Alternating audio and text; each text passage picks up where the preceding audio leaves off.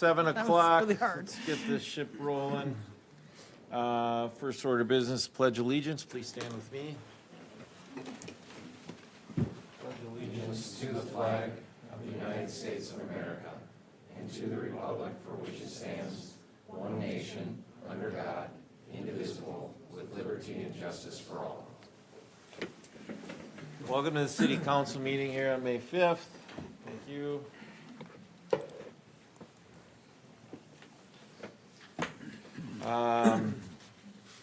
First order of business is approval of the agenda. I'll entertain a motion as such. Motion to approve the agenda is written. Second. I got a motion and a second. All in favor, please signify by saying aye. Aye. All right. We do have a presentation this evening on biofilm mediated destruction of PFAS in groundwater research. Thank you, Mayor and council members. As you know, we've previously partnered with Bay West with their research to destroy PFAS, and so they are here tonight with Freshwater to talk about their newest research that they're going to be conducting on destruction of PFAS. Perfect, thank you. Thank you, Administrator Miller.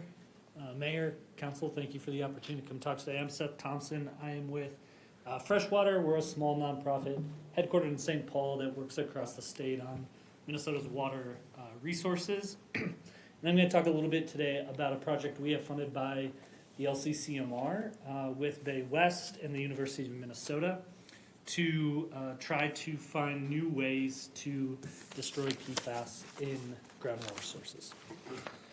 So our project's titled Biofilm Mediated Destruction of PFAS in Groundwater. Really, this is a collaborative project. I'm Seth Thompson. I'm the project lead for Freshwater. I'm joined tonight by Keith and Jana from Bay West, who are on the technical lead side from Bay West. And then Dr. Cara Santelli is the U of M lead on the project, and she wasn't able to join us tonight. But this work was funded by the state to really identify microbes that are capable of PFAS destruction and develop stable biofilms for field scale applications. The project was started in July and we're funded through June of 2028. Freshwater is the prime recipient, and Bay West and the University of Minnesota are the technical leads as subcontracts on that award. And it's a $1.3 million award over that 3-year performance period. So really, fundamentally, this work is looking across a number of different sites to try and identify these native microbial communities that we can use to treat PFAS. We're looking at landfill leachate, agricultural impacted groundwater, and hopefully partnering here to look at some impacted groundwater in Lake Elmo as well. So first, we're doing isolating microbes from the environment, trying to identify those that have potentially the metabolic capability to degrade or destroy PFAS, and then see if we can use those microbes to develop these stable biofilms that we can use for in-field testing. So rather than having to run some things through a treatment facility or something like this, can we actually do injections that will allow us to test, to treat the groundwater in the field. So right now we are still in the identify and isolate phase. So we're doing a lot of lab work, and we'll be transitioning to bench scale testing over the coming months, and are now in the process of really looking to try and identify some of our field sites and start our field work in this upcoming late spring and summer period. And so here's our final kind of legislative language, appropriation language. Ultimately, the goal is to develop these biofilm treatment technology and demonstrate field scale removal of PFAS from contaminated groundwater. And really the partnership opportunities, we're hoping to partner with Lake Elmo to collect samples from various field sites so we can do some metagenomic work to really try and understand the metabolic capability of the microbes in doing this kind of treatment process, as well as collecting basic kind of water chemistry information as well. So as we move forward, I think there would also be a lot of opportunities should it be relevant, to consider kind of field scale testing opportunities. Those would likely be at least about a year or maybe a year and a half off from now. And I think with that, I'm happy to answer any questions that folks have for me, or my technical help as well.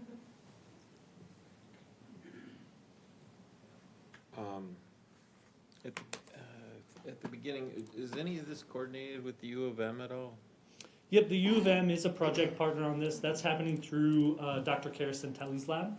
And she's really leading the microbial biological component of the work, particularly around kind of the metagenomics and culture-based activity. So you use that word. Yeah. What does it mean? Metagenomics? Yeah. Yeah, so the idea behind metagenomics is when we can go out into the field and collect samples that allow us to look at all of the genes from the microbial community, all the genetic information that's out there. And what that can allow us to do is get a sense of what are the different types of capabilities from like a metabolic pathway, what kind of food sources might the microbes be really good at eating, what are the energy pathways that are out there. And we can assemble all those into kind of like a genetic fingerprint of the environment, of the whole microbial community. Gotcha. With the work that will be occurring, obviously you got to collect water from different places. Will all then the work itself be done offsite at the U or in certain laboratories? Will any physical space be needed closer to the sampling? Yeah, great question. So for this first phase, it would simply be collecting the water sources, and then yeah, those would be taken back to the lab and either processed at the university or through partners at Bay West in their facilities. So no additional physical facilities would be needed at this point. Gotcha. Thank you. Cool. Well, we're really, obviously as a city, we kind of hit hard with this, so we appreciate anything that is being done to try and fight it. So thank you for your presentation. You bet. Thanks.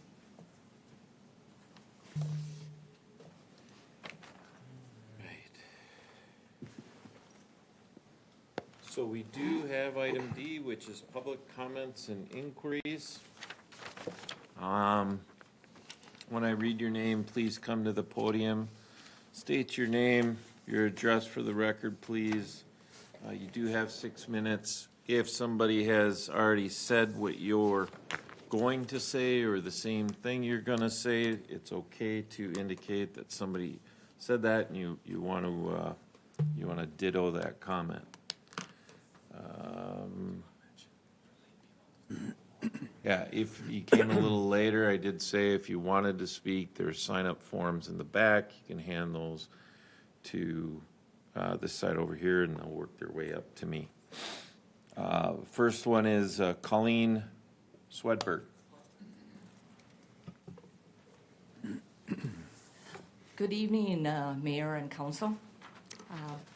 For those that don't remember me from the last couple of years, and for the record, my name is Colleen Swedberg. I live at 6165 Upper 44th Street, North in Oakdale, Minnesota. So don't hold that against me. I'm here for my annual plug for the Landscape Revival event held in Lake Elmo at Rock Point Church, 5825 Kelvin Avenue. It's June 6th, it's a Saturday, from 9 a.m. to 1 p.m. The previous 2 years, we've had tremendous turnout, over 1,200 people. So we're looking for the third year to be the same way. What we have is we sell native plants. I have growers from all over Minnesota and Wisconsin. And then we have exhibitors that are inside the church that help explain how to do water conservation, how to plant a rain garden, or how to plant a butterfly garden. It's very informative, so you can learn a lot of valuable information from this event. Plus, we have a food truck. You know, what can go wrong when you have a food truck? And it's a fantastic Mexican food truck. He's been with me ever since we've been doing this all over for over 15 years. So anyway, I dropped off the postcards out and back on the table there. I don't think you can see it. They look like this. They're on that table. And a few of you guys have it up front. So I would really appreciate it if you could come out and help support us. Lake Elmo has been fantastic on supporting this event, and so we do appreciate it. So, thank you. That's all. Thank you. Thank you. Thank you. Ann Buchek.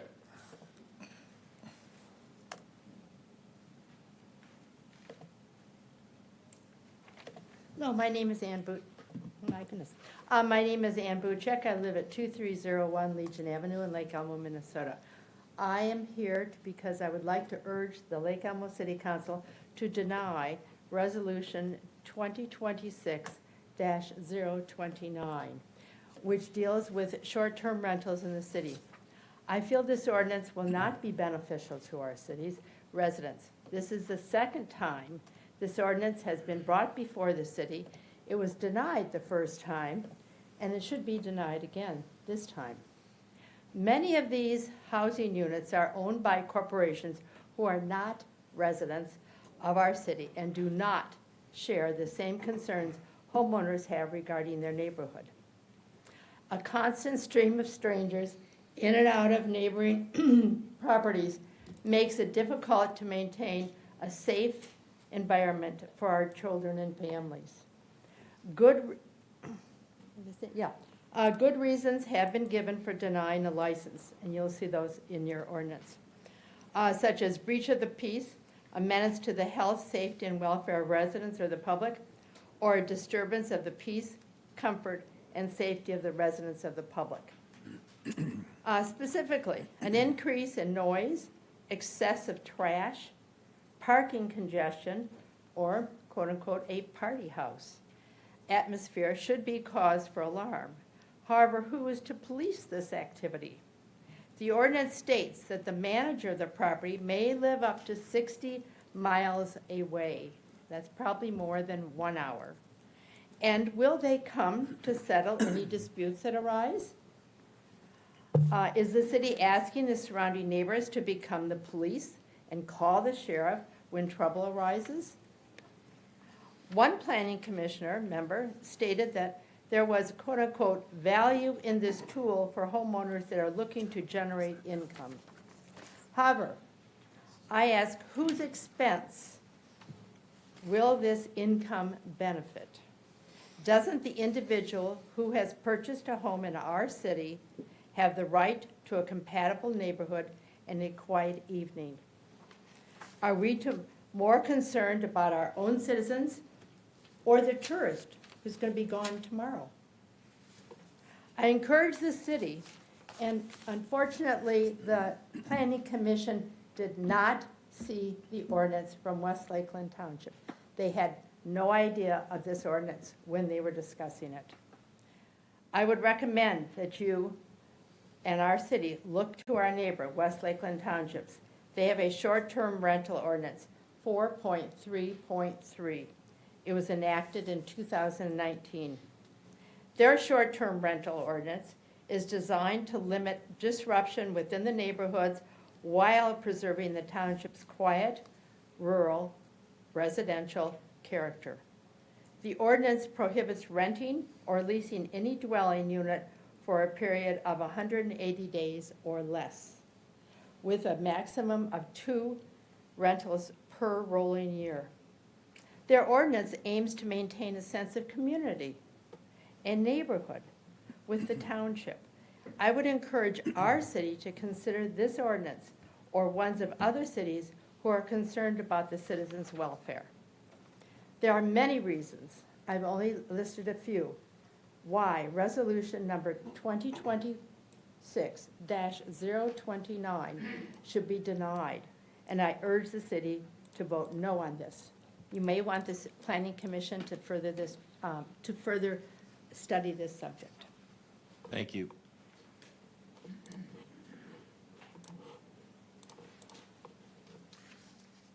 Don Pins.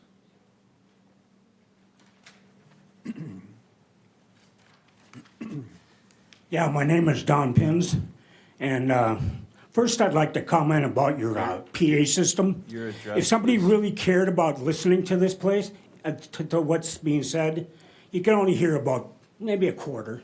Or Mr. Pins, less. could you state your address, please? What? Could you state your address for the record, I'm sorry, please? 8309 38th Street North. And Lake Elmo, of course. Thank you. I'm not impressed with the, because this is the first time I've ever hearing that, you know, I just can't understand what's being said. And I just was informed by somebody that came around the neighborhood about rentals, you know, for homes. And, you know, it could have been just neighbors coming around and, what do you say, gossip? But you don't know, you know, for sure, because I haven't seen anything put out by the council, anybody about this. And then there's gonna have a vote today. She calls up the mayor and the mayor says, oh yeah, we're gonna have a vote tonight. Well, what, are they supposed to inform you? I don't know for sure, but it seems like they should. Anyway, thank you. Thank you, Mr. Pins.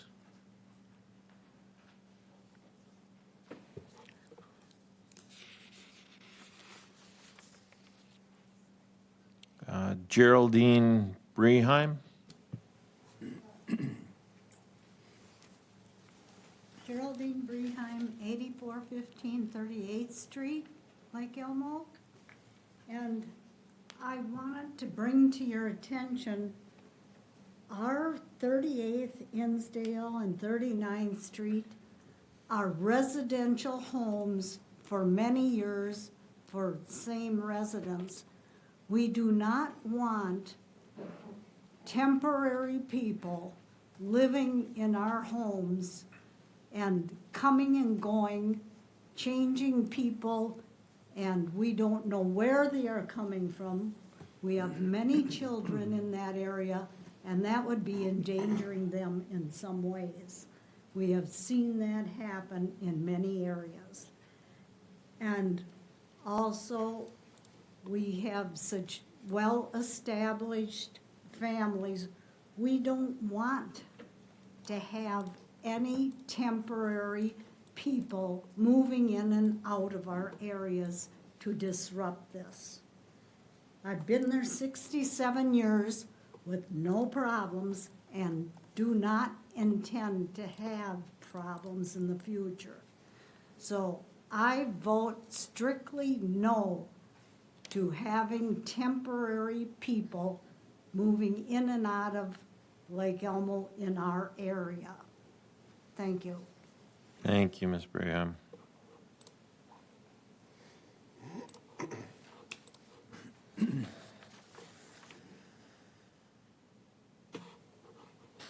Pete Kessler.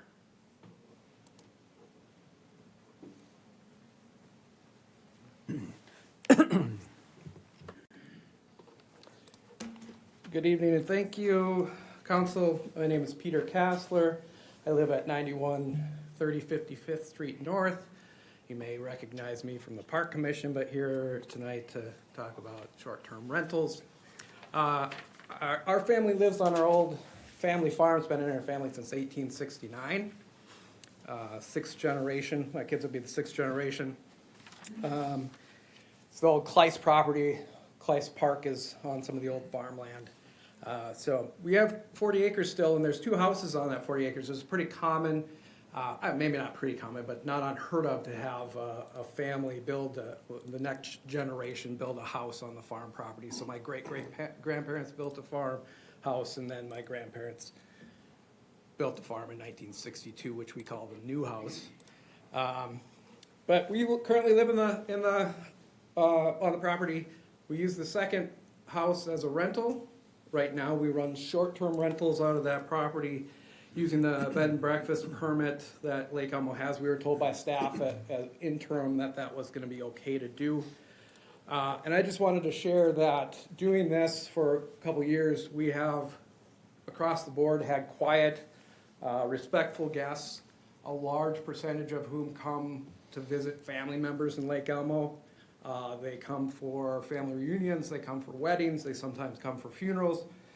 We don't have problems with parties or noise.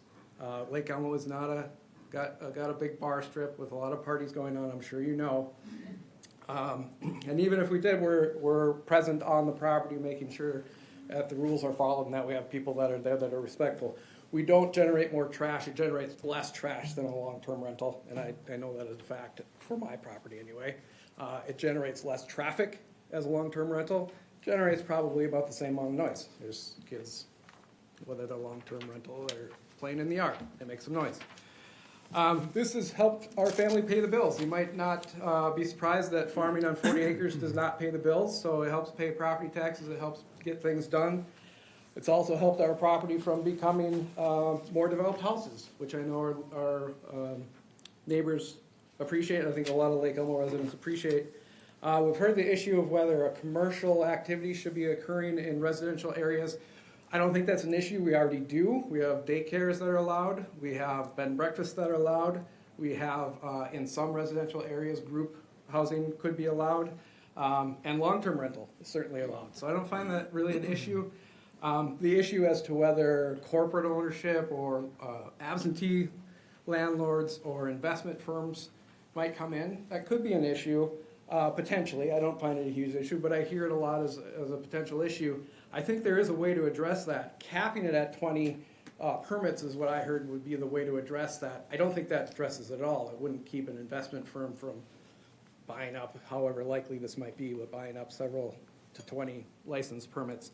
That's not going to address that. I think the way to address that would be to require that the permit holders be Lake Elmo residents, homesteaded residents, permanent residents. They may have a property that's not at their residence, but they are there. They're going to be much more likely to be engaged in the community, taking care of the property. They're going to be nearby. As we just heard, management companies aren't necessarily going to be nearby, and they're really not going to be involved in the property as much. It's just not, as a management company, that's not the way that's going to work. We could still cap it at 20. In fact, you could require that maybe only a permit holder could only have one or two houses as a way to do that. So just in sum, I do hope that you would allow residents to use their property in a manner that's reasonable. I think this is reasonable, as long as it's not generating a nuisance. That's required of all property owners across the board in Lake Elmo. There's ordinances on the book for that. I would also hope that you would send this back to staff to require that it be for Lake Elmo residents, homesteaders or permanent residents, and I think that would address some of the concerns and make this even better ordinance than it is. Thank you, I appreciate it. Thank you, Peter.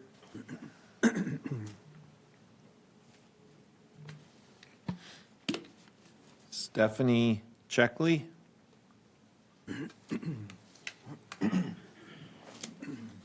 Good evening, Mayor, council members, members of the community. My name is Stephanie Checkley. I live at 8382 Hidden Bay Trail in Lake Elmo, and I'm a Lake Elmo resident. I'm a realtor with Keller Williams, and tonight I'm just standing before you as a very proud Lake Elmo resident.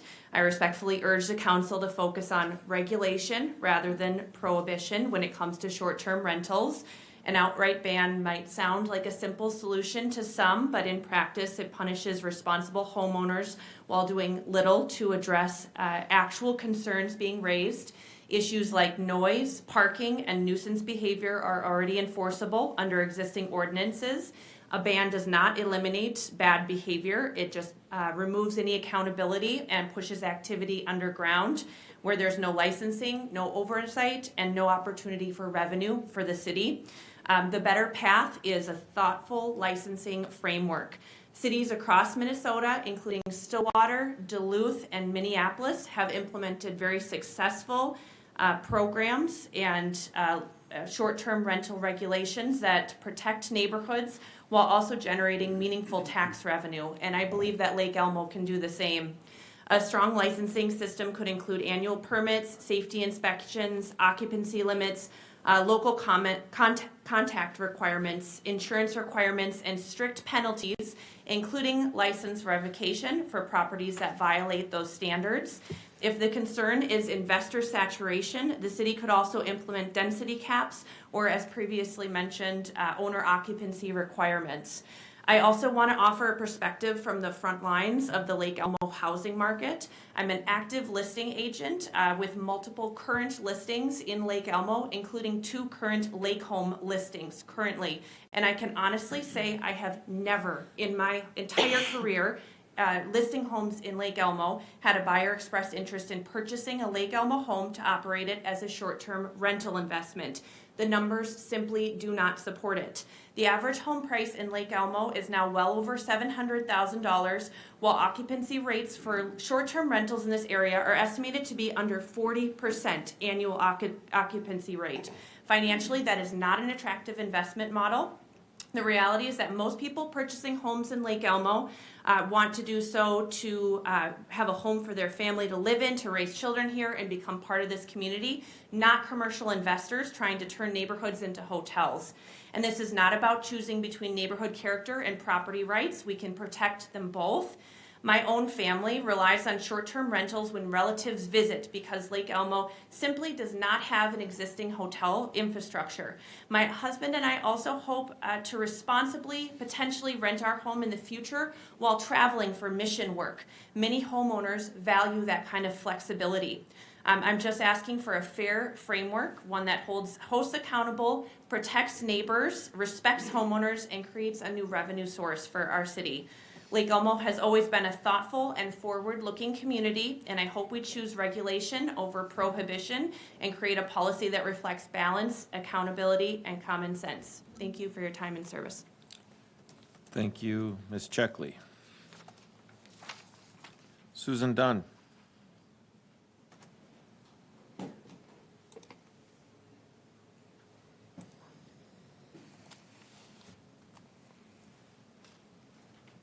Good evening, Susan Dunn, 11018 Upper 33rd Street North.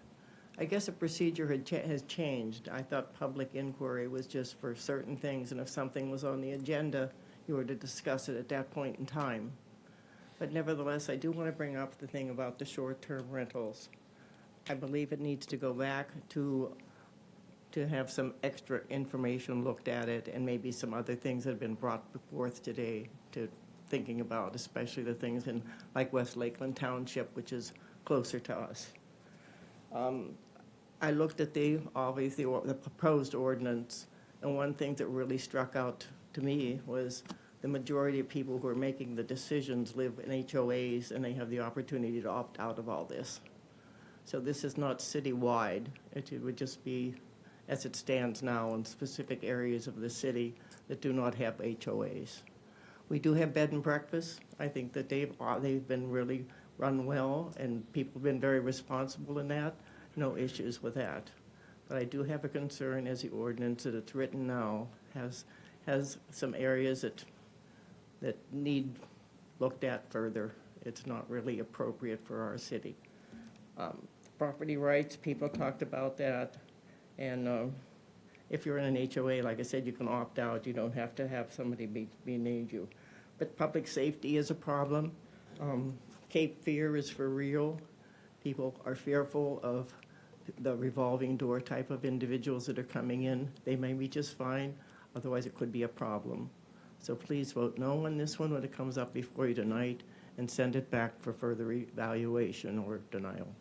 Thank you. I'm not a realtor. Thank you, Susie. Brooke Doyer.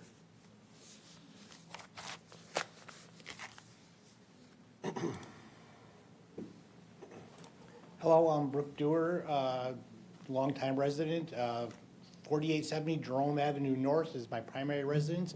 9233 Jane Road North is our secondary property. We have a cabin that we literally can walk to. We spent 20 years getting to know the lady that owned it, and she allowed us to purchase it. So our long-term plans are to just use it as our cabin. We've been fixing it up, keeping it exactly the same as it is. The lot is relatively restricted. The big thing I'm looking at is with this ordinance, it's taking away people's rights. And so I want to be cognizant of that for the residents like myself that maybe someday would like to do something with that property. It would be nice to have that option. I think the council and the planning commission can work towards eliminating or restricting, outside people to do it.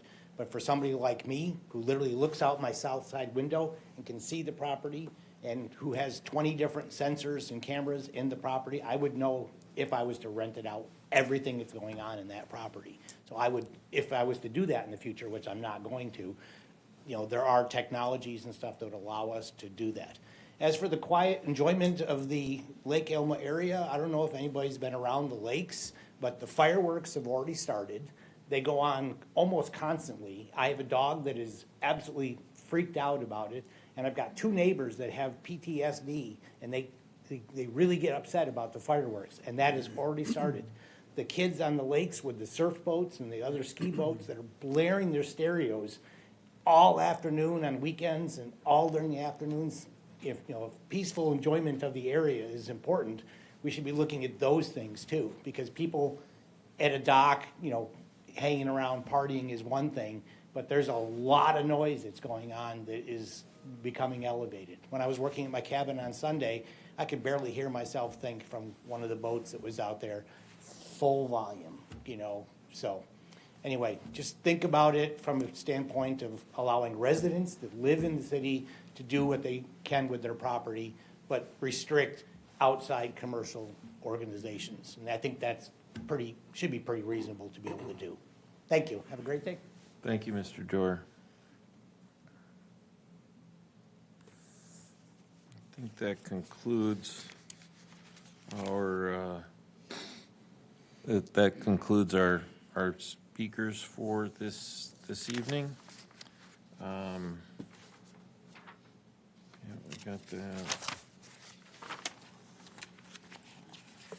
Just make sure I've got everybody covered. Did have somebody that sent something in, Todd Williams, also basically indicating that he is not in favor of short-term rentals. All right. Next on the agenda, we have approval of minutes from April 14th and April 21st. Those were provided in our packet. If there's nothing to change in those, I'll entertain a motion to approve. So moved. Support. All those in favor of approving the minutes from 4/14 and 4/21 of this year, please indicate by saying aye. Aye. Minutes are hereby approved. On the consent agenda this evening, we have approved payments and disbursements, deny stormwater appeal for 4180 Irvin Circle North,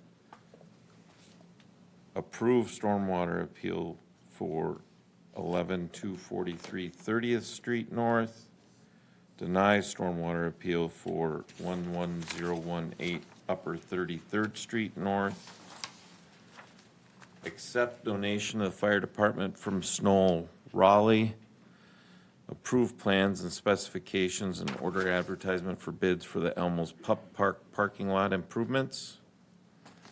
And that's what we have in our consent agenda. I'll entertain a motion for approval of the consent agenda as presented. Motion to approve the consent agenda as written. Support. Okay, We have some discussion on that, Mayor. sure. I would like to remove items 2, 3, and 4, the stormwater permits. 2, 3, and 4. We can take them all up as one. That my concern is the same for all of them. Okay. Any objection to the amendment to the removal of 2, 3, and 4? Don't matter. He objected. Oh, that's fine. We can remove it. All those in favor of the consent agendas with items 1, 5, and 6, please indicate by saying aye. Aye. All right, 1, 5, and 6 are approved. Moving into the regular agenda, we have Polco contract for community engagement subscription. Thank you, Mayor and Council. As you'll hear later on in the agenda, we will be talking about hiring a consultant to continue our discussions about that 76-acre and a future park. As part of that discussion, we've talked about someday conducting a statistically sound survey for our community. And so we are not quite ready to do that survey yet, but tonight we are talking about it because staff did research our 2 top community survey providers that are pretty familiar in the area, Polco and Morris Leatherman. And we did some analysis on their services, and Polco offers an additional product which allows for use of a community engagement tool. And the reason we're talking about it tonight is because staff is eager to use this tool for our community engagement that is coming up for 180 acres. And so we thought it was appropriate to bring in Alec Weiss here, who can just describe about the National Community Survey, and then we can answer any questions about that survey as well as the community engagement portion of Polco, which is called the Engage platform. And then we're hoping that council takes a look at it, and then we would like council to authorize us to move forward and start using the Polco platform as well. So can turn over to Alec, and he can go over the National Community Survey. Thanks, Nicole. Mayor, council, staff, appreciate you having me this evening. Do want to mention at the outset, I'm having a little bit of trouble, like the audio is just breaking up a little bit. So if I do ask you to repeat a question, that is why, so apologies ahead of time for that. But I'll go ahead and share my screen and get started here. Hopefully you can see my screen, but if not, just want to provide a little bit of background about Polco. So like I mentioned, my name is Alec Weiss. I am the Director of Account Management at Polco. I also work with a lot of communities around the Minneapolis, St. Paul area and across really the Midwest. But a little bit of background about Polco. So we are the nation's largest provider of community surveys, coast to coast, from Palo Alto, California to Annapolis, a lot of counties in between. Also partners of ICMA, NLC as well. But you are especially good company in the Minneapolis, St. Paul area, really across Minnesota. So just wanted to highlight a couple other communities that use the National Community Survey and Polco as their community survey provider. And really what that allows you to do is a couple things. So when you're administering a community survey, we'll dive into methodology a little bit, but you can actually compare your results. Probably the most important comparison is being able to compare against yourself. So over time, you can establish benchmarks and then compare how you're improving, what areas are decreasing, that sort of thing. You'll also have access to national benchmarks. And so that's 500 communities across the country that I mentioned previously that Polco works with to administer community surveys. So you can benchmark to see what's going on nationally, and then you can also benchmark against these communities and then many more that are in your area also administering the NCS. You're not just constrained to geography though, so if you'd like to see your results compared against a smaller subset of communities, call it like 5 to 30 like communities amongst each of these demographic characteristics. So could be region, could be population growth, median household income, any of these. And so we can compare, again, kind of a more similar snapshot of communities to your own to compare your data against as well. The reason I put this on here, we offer more certainly than engagement and then benchmark surveys. Wanted to highlight some of the other things that we do, but really the dynamic I want to point out is the fact that most of the time you'll have like an engagement platform, which is a separate entity from a community survey provider, from your scientifically valid community survey. In this case, we allow you to actually combine both of them. And so by administering the National Community Survey, you can actually build an online followership, a resident panel. In all the communities that I mentioned previously, they build that over time. So what it allows you to do is not have to audience chase. And so just with a click of a button, you'll be able to retain those, and then any additional survey, poll, live event work that you want to do, focus groups, that sort of thing, You can click a button, it'll send that poll or that survey to them directly. And so it creates this flywheel effect where the more polls and surveys you do, rather than having to audience chase, you can kind of build that over time. I'll show you a couple examples of what that looks like on the live platform here at the end, but just want to flag that dynamic in case it seems a little bit odd to be talking about engagement and scientifically valid surveying at the same time.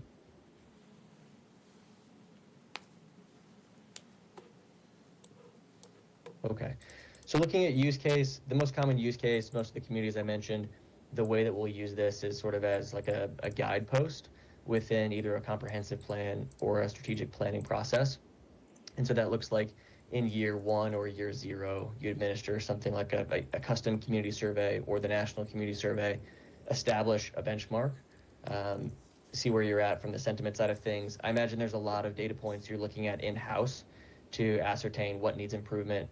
You have a lot of good ideas, I'm sure. And then really what we're bringing to the table is, does that actually match the perception of what the community thinks? So public safety, if it's fantastic, does the community agree with that? And then is it a perception issue, or is it something that really does need fixing? And then from there, budget allocation. We also do some budget engagement. I'm going to skip that for now. This can also just be replaced for like that additional polling, surveying that we talked about earlier. So if there's projects in between the larger survey project that you want to put out to the community, great way to do that.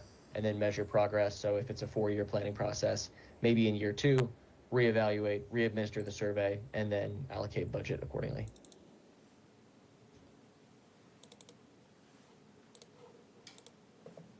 So looking at the National Community Survey itself, it's measuring the 10 facets of livability. These are stock questions. In addition to the stock questions, you can add your own custom questions, so things that are more specific to Lake Elmo. We can add up to anywhere from half a page up to a full page and a half of custom questions. The instrument itself, those benchmarked questions, that's 5.5 pages. And so you're looking at quite a bit of information, again, measuring the 10 facets of livability. You'll be assigned a project manager from start to finish. We'll go over timeline, but throughout this entire process, from sampling to coming up with those custom questions we mentioned, they'll work with you. They're trained survey scientists, so they can help you come up with questions that are scientifically valid, not leading, and then also you're able to get the most information possible out of your survey. Oh, and I guess one other point on this: if there's questions you actually don't really care about the information, you can strike questions. So if you see a section or a couple questions on this, you're like, I don't necessarily know if that'll be useful for us, please do let us know. It's your survey, and then we can strike that. I'll cover this quickly in terms of timeline. So this is pretty conservative, but grouping 1 through 7, really, that's what I mentioned. So you'll be assigned a project manager, come up with custom questions. We'll administer a sampling plan too. So what that usually looks like is 3,000 households will be randomly selected in Lake Elmo. So we'll take all zip codes that encompass Lake Elmo, and then we'll take your GIS shapefile, imprint that on the community, and then you can also come up with sub-geographic areas too, so east side of town versus west side of town, and you can have breakdowns of that data that way. That's all going to be this weeks 1 through 7. Again, probably the most intensive, but you'll have a project manager for that. And then 7 through 13, that's data collection that's open to the community. There is an optional open participation survey the last 2 weeks after the community. So that's anyone who wasn't selected for the random sample. They'll have the ability to take that. During this 6 weeks, there's going to be 2 points of outreach. Every household that's selected, they're going to receive a postcard invitation saying who in the house should be taking the survey. It's going to have a QR code, a unique URL, and then a week later, it'll be followed by a full mailed survey packet. So if folks would prefer to send that back in, there's going to be postage paid return, so no additional cost there to them. And again, that'll be for all 3,000 households that take it. Usually what we see is about a split of 50-50. So 50% of folks will take it online, 50% will take it via paper. And then by the time we wrap things up, we'll have a report into your hands maybe 3 to 5 weeks after that wraps.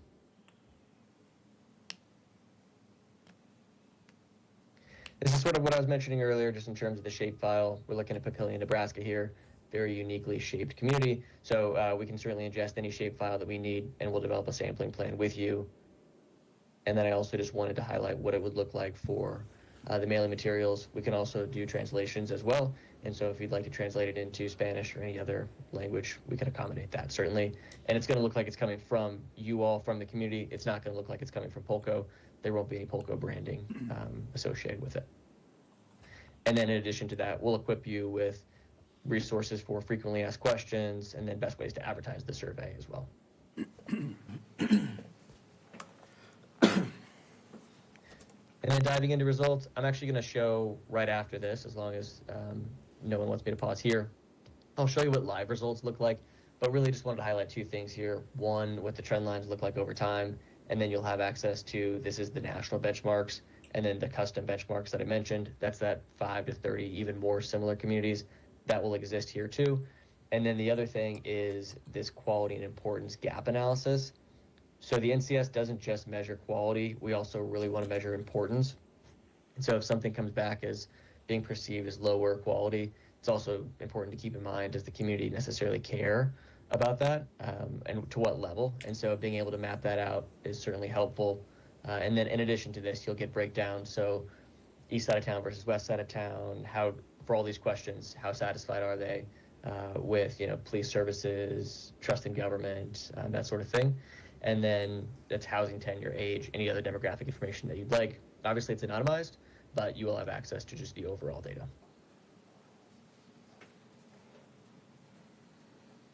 I'll pause here, I guess. Any questions at this point that you think would be helpful to recap? Any questions? Yeah, I have one question for Alec here. So when this tool is great, but it's only useful if people are using it. So what is the average percentage of engagement for something like this? Like if you send it out to a city of 10,000, let's use round numbers, how many folks are actually filling out this survey? So the national average for the random sample is 12%. I will say so Minnesota usually crushes that. I was looking at some other communities that are closer. It's usually closer to 15 to 20 or even above. So that would be like Oakdale, Woodbury. I'm trying to think who else was very close. But you almost always beat the 12% return, but 12% is average. So I would anticipate higher, but I'm hesitant to say exactly how much. Okay, thanks, Alec. And then really anything you can do to pre-notify the community, that certainly helps too, to bump up the information so people know it's legit, it's coming, and it's very important. We're using this to make decisions for the community. And would you say that this tool is more useful for our residents, or is it more useful for our staff to look at the data? Yeah, I think for the staff, really to be able to see, one, are our hunches correct? If you look at like a scientifically valid subset of the community, what are they saying? Sometimes it backs everything up and there are no surprises. Sometimes there are surprises, but it can help back up those resource allocation decisions of, okay, is the community actually feeling what the hard data says? So being able to put both of those things together can be really helpful context. Because sometimes it's just a gap in information or how the community is feeling. Sure. Okay, thank you. And then real quick, I will show just what this looks like. So on the Polko platform, you'll have access to this. In this case, we're looking at Needham, Massachusetts. It's a Boston suburb. And so what they've done is every other year they do the National Community Survey. And so they've done it one other iteration before this, I guess. But they jumped up to 417 subscribers in 22. I guess a little higher, 500. And then again, and then once again. So they're at roughly 1,200. I think they're maybe 25,000. Don't quote me on that. And so in terms of returns, what this can look like is using the Engage platform. They also put out these like smaller surveys. So in this case, like a mural project, a little bit of information. I imagine the community is doing something similar, just on a different platform at this time. But okay, so where's the mural going to be? Here's the location. Here's the finalists. And then vote. So it can be something lighthearted. It can be something maybe more contentious. I don't know if like backyard chickens or turning tennis courts into pickleball courts has reached your community, but those can be contentious historically. That sort of thing. So totally up to you, customizable. You'll also have access to a customer success manager who can guide you throughout the process. But what I wanted to show is how many responses.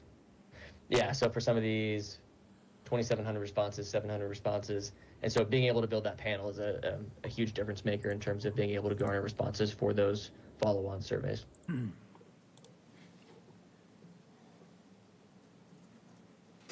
Quick question because you've mentioned being able to compare things over time. Are you seeing a lot of instances where cities are using maybe the same 5 or 10 core questions on a 4-year basis or a 6-year basis so they can start to create those trends? Yeah, great question. Yeah, so for the custom questions, I think what we most often see is communities will have 1 or 2 topics that they measure over time. And so they're just seeing what's going on. Maybe they have an idea of a project they want to build consensus for, something like that. And then everything else is topical. So maybe it's a 4, 5, 6 extra questions of what's going on this year that we want feedback on, that we want scientifically valid feedback on.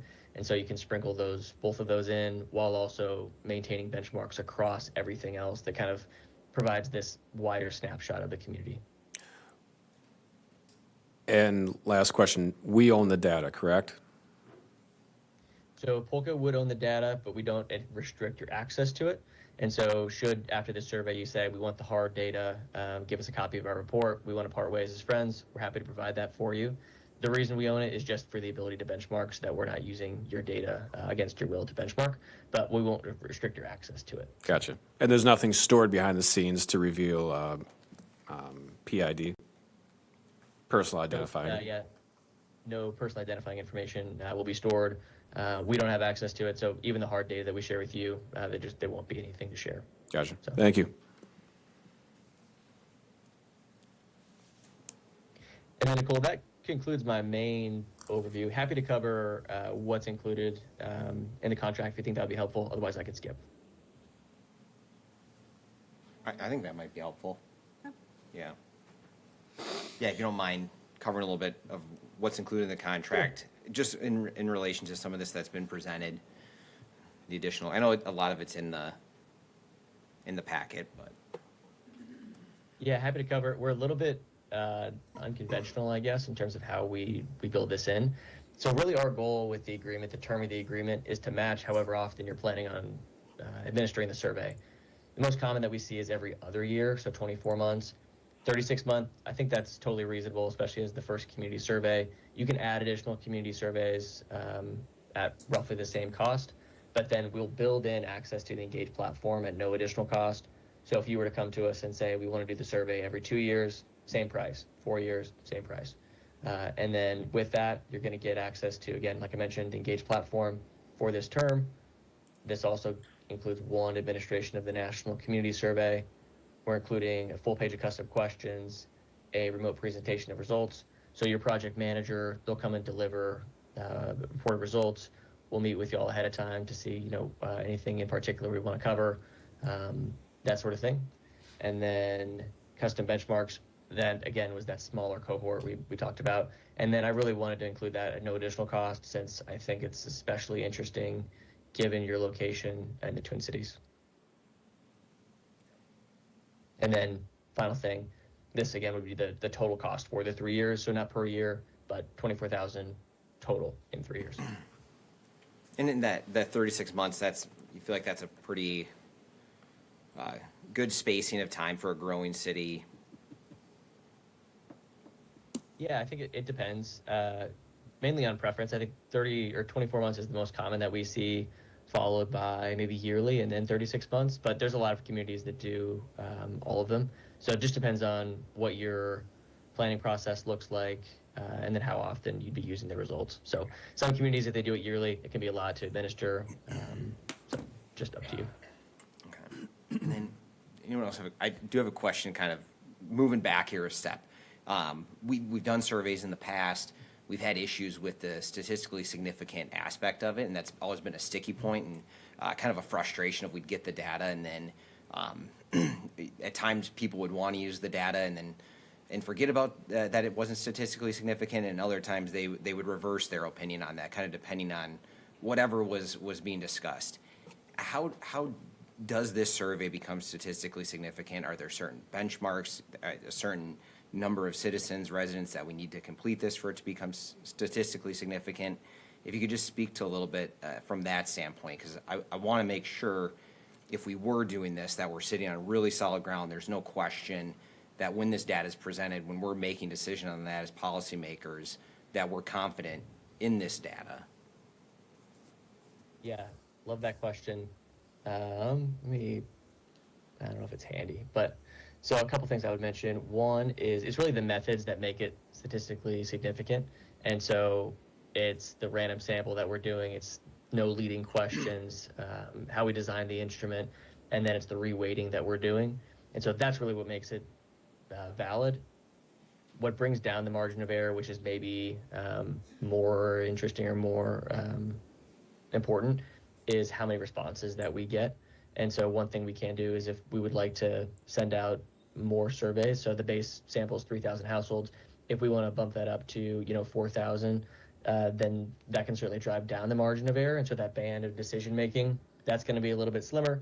So if you're looking at a 5% margin of error, if you get a score of 80%, could be 85, could be 75, somewhere in there, we can feel confident that that's where the truth lies. And so being able to dial that in a little bit further, that can be helpful. Maybe if we're looking at like 3% either way. And so getting more responses can help with that. Okay. But I The think margin that of would be error probably is- the best way to. And so we still always have that margin go. of error. We'll always have that margin of error that we can use as, okay, yes, yeah, we're showing 80%, we can statistically say within 5%, one way or the other, that this number is accurate and make decisions based off of that. And the idea would be is if the more residents that participate in this, the smaller that margin gets, the more concise and accurate that data is, and the more certain we are with it. That's right. And we will publish our methods too for how we administer the survey. And so we're accredited through the American Association of Public Opinion Research. That's like Pew, Gallup. So we do publish all of how we administer the survey. So if you're interested in that, feel free to check it out. We're quite proud of that. But you're exactly right. So it's really just driving down that margin of error that's probably the most important in getting that true snapshot of the community. So if we have a band of we won't do this to you, but if we had a band of 10%, then it becomes okay, well, 20 points is quite a bit. Sure. Versus the more narrow we can make it, the better decisions you all can make. Okay. All right, if I continue on this line. Sure, go ahead. And then again, with the previous surveys that we've done, I'll kind of tie these two together. Another issue we had was one, non-Lake Elmo residents participating in it. And the second one is we would often see, I'm just for lack of a better word, I'm going to call it a special interest group, right? An organization or a certain neighborhood or a certain community within the city that's very passionate about a very specific thing. And so they will, reach to their organization, send out an email blast, and all of a sudden, there's 100 responses. Now, I'm not saying that necessarily is inaccurate, right? It's getting people involved by doing that, and people on the opposite side of the decision could do the same. I guess just from your perspective, from operating these, do you see that as an issue? And if so, how does Polko go about addressing and kind of ensuring that, one, they are Lake Elmo residents, and two, I guess I'm not really sure how to ask it, but how do you handle where you get these special interest groups that will push out a mass message, get a large group of people to participate, likely in a skewed way? Yep. Yeah, so for the National Community Survey, I will say ballot stuffing historically hasn't been a huge issue. I think part of that is length, just because it takes 10, 15 minutes to fill it out. And so in order to go through and fill out all that information several times is quite burdensome, certainly. But there are some measures in place sort of from the outset. One is going to be IP address. We'll track IP addresses. So if there's multiple responses from the same household, we'll know that. It'll accept the response, but we'll know that. We'll be able to see that, see what's going on for the random sample. If it's a concern, and if there's also it's more than 95% similar, we'll also flag that. And then finally, for the mailed paper survey, it is printed in a unique way, so you won't really be able to copy that necessarily in the booklet fashion. However, we have seen it done in the past. There's still been some instances since I've worked at Polko where that's come up. If it's of interest, we can actually add a pin so that would just uniquely identify it as this survey has been taken. It's off the table. And so you can only take it once then. So there wouldn't be any more than 3,000 responses even possible. So, because there's 3,000 codes. So those only can be used once. As in like a unique pin on each flyer that goes out. That's right. I get a certain pin, Nick gets a different one. Yep. And then one thing I would mention that with that, as I know there's some concerns at times, is we're not sampling individuals, we're only sampling households. So when we purchase our list to send it out, we're not sending it to John Doe, we're sending it to, 6342 Stonebridge or something. Ooh, so we got some disagreements among... Who's going to fill it out? How is my wife going to tell me what to fill out? Okay. Yeah, so if, not to dive into the weeds, but we will use the birthday method. So member of the household over 18 that had the most recent birthday, we would ask them to fill out the survey, depending who the winner is there. And then if the other member of the household would like to, or other members of the household would like to fill out the survey, that's where that open participation is valuable. They can then have their voice heard through that. Would the IP be able to limit the surveys to only being from Lake Elmo residents? If we didn't go with the PIN method that you were talking about, would the IP... I don't know how that works. If the IP address would be able to limit to where only Lake Elmo residents after the initial 300 or 3,000 are gone or sent out, and it's open to anybody to submit. Yeah, it's a good question. I actually don't know the answer to that. I could get back to you on the feasibility of that, but I'm not sure off the top of my head. And maybe just a better, have you seen this in other communities where they struggle with this? Residents who use services in a neighboring community, want to see them add a splash pad, but hey, I don't have to pay for it all with my taxes. Right. I'm going to try to get my survey in. Yeah, especially with the PIN. No, I think maybe we've had I've worked at Polko for like 5 years. So that's a couple thousand surveys. I think it's come up twice that I've seen it, where we have had to, okay, clearly there is some ballot stuffing going on here. To your point, let's then revisit this and then redo it. So it is pretty uncommon, especially with the sampling. So if you see something online that's strange, certainly we can take a look, but it is, pretty uncommon. Okay, thank you. Any further questions for Alec? If not, thank you very much for your presentation. I'll entertain a motion. Question for staff. How do we have, if there's a recommendation, how do we have this budgeted? Because some of it is for a parks usage and some of it is general city. Yeah, we have it in our budget for 2026 under contract services, so we did budget 30,000 for this. And none of it's from the parks fund at this time? No. All right. Thank you. Motion to approve the received quote and scope of service from Polko. Second. We have a motion by Councilmember Hertz, Holtz, a second by Councilmember Cragnis. Discussion. Councilmember Holtz. It's a good discussion. Appreciate the questions. Councilmember Hearn especially. That's that has come up, Come up a those lot. questions. Yeah. So I appreciate you got those out.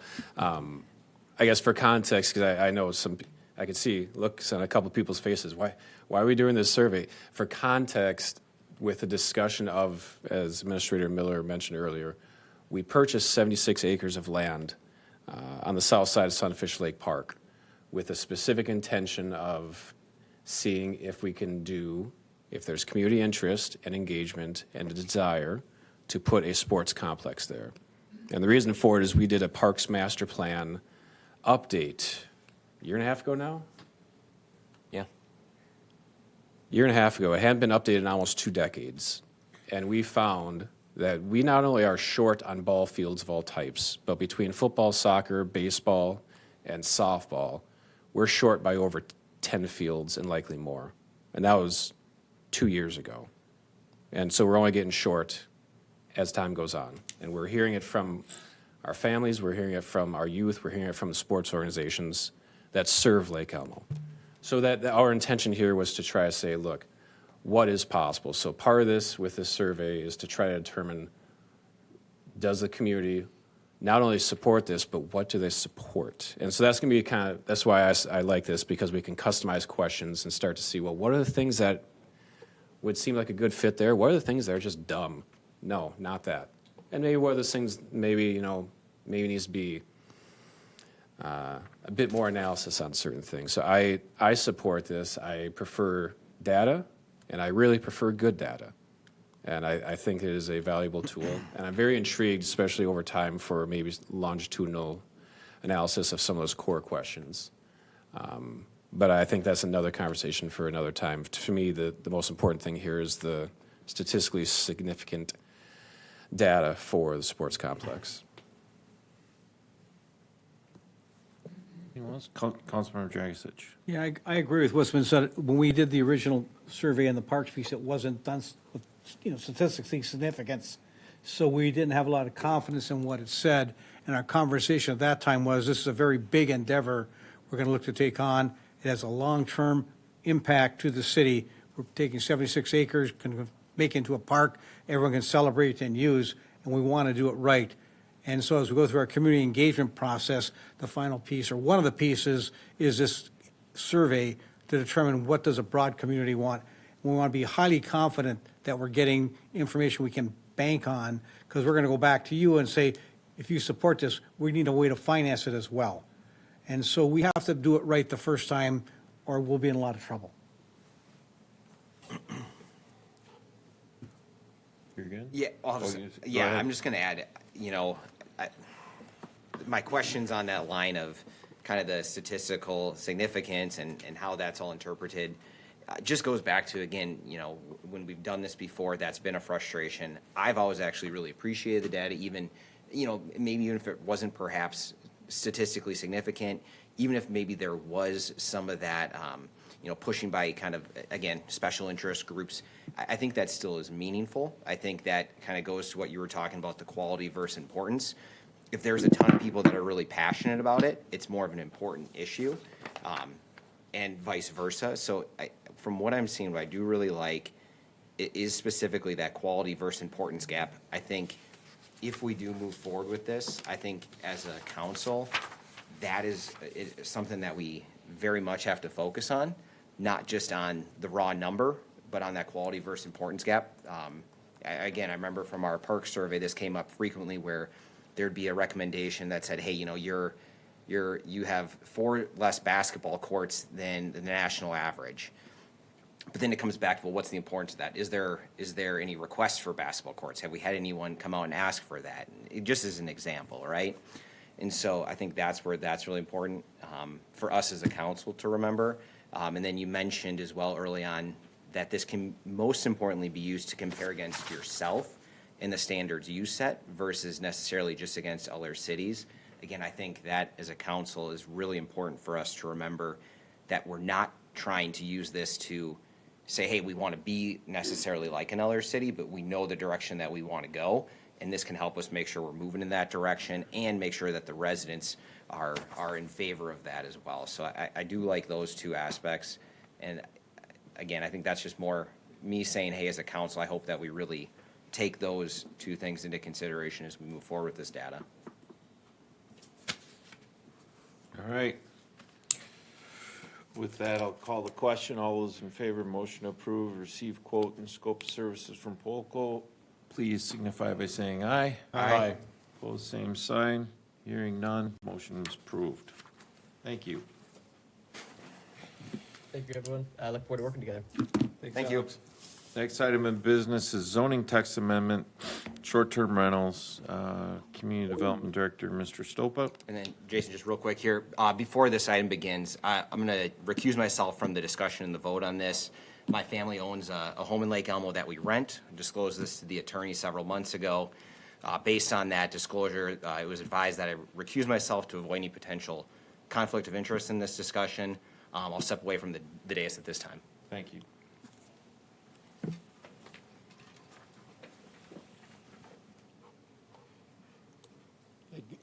Good evening.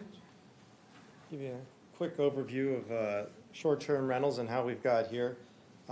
Initially, we identified that we have a bed and breakfast license, so We identified that perhaps some people were not owner occupying the property that had the bed and breakfast license, so we introduced it as a zoning text amendment to housekeeping. It went to the planning commission, and the planning commission decided to not recommend it for approval, and then we brought it back for further research. We brought it back on November 12th, 2025 for a workshop with the council, and then the planning commission December 8th of 2025 for their feedback also.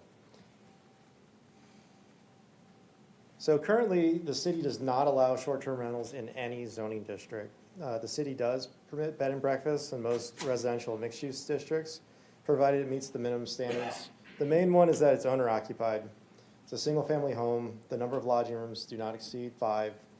It's possible with a conditional use, and there's additional parking requirements and insurance. So the issue before the council is being asked to make a decision on the proposed text amendments. A little bit of background. We discussed this with Washington County's Department of Health and Environment.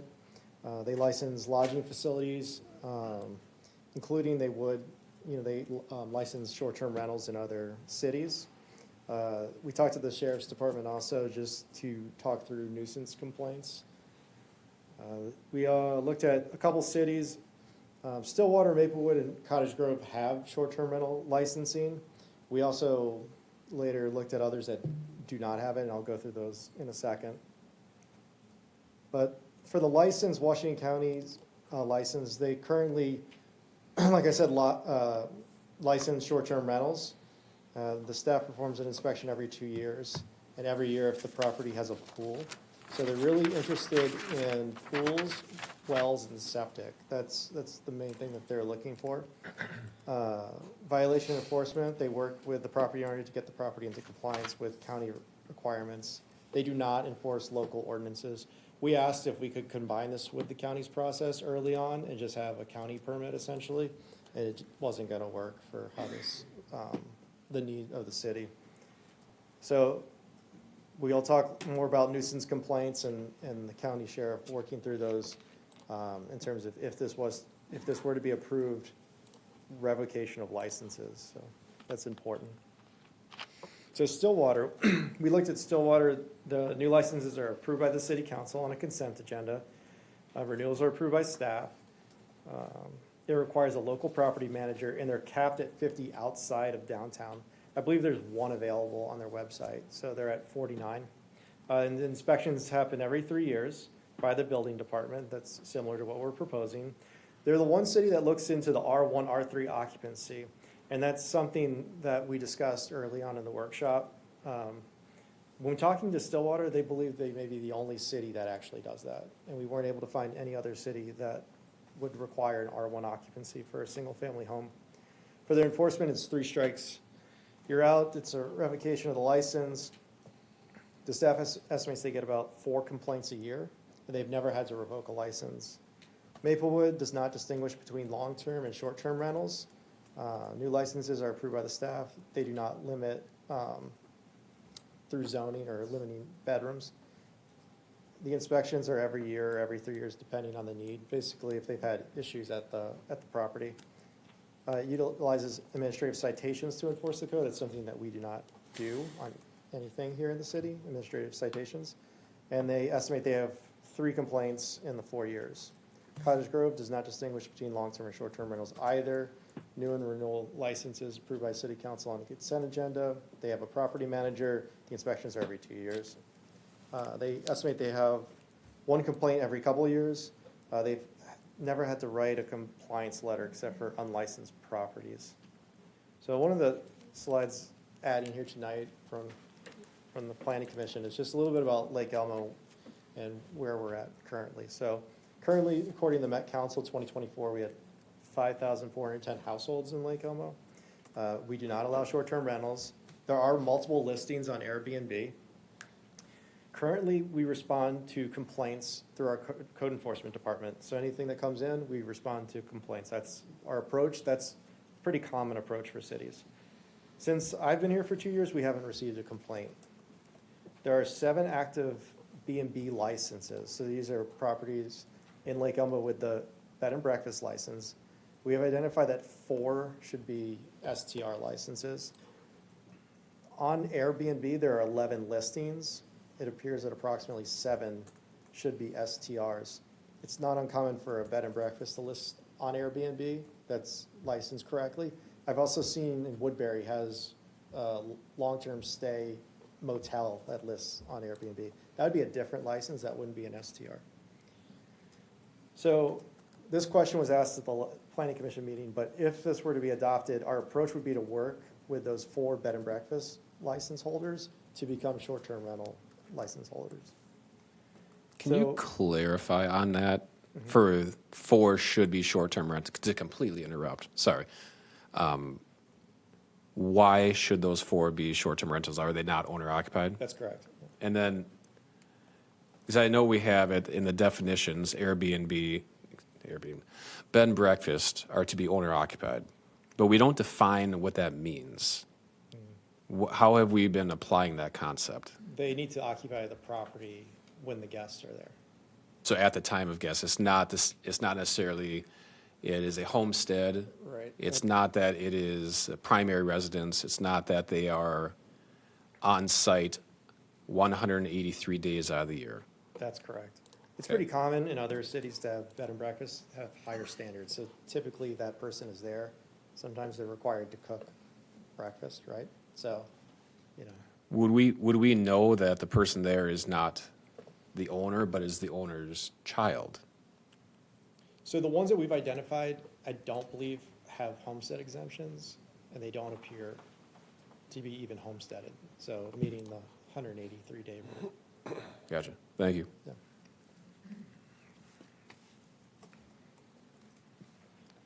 So, but to answer your question, if a homeowner was there, a family member, that would be fine. So Woodbury, this was brought up too about Hugo and Woodbury, since they're adjacent to us.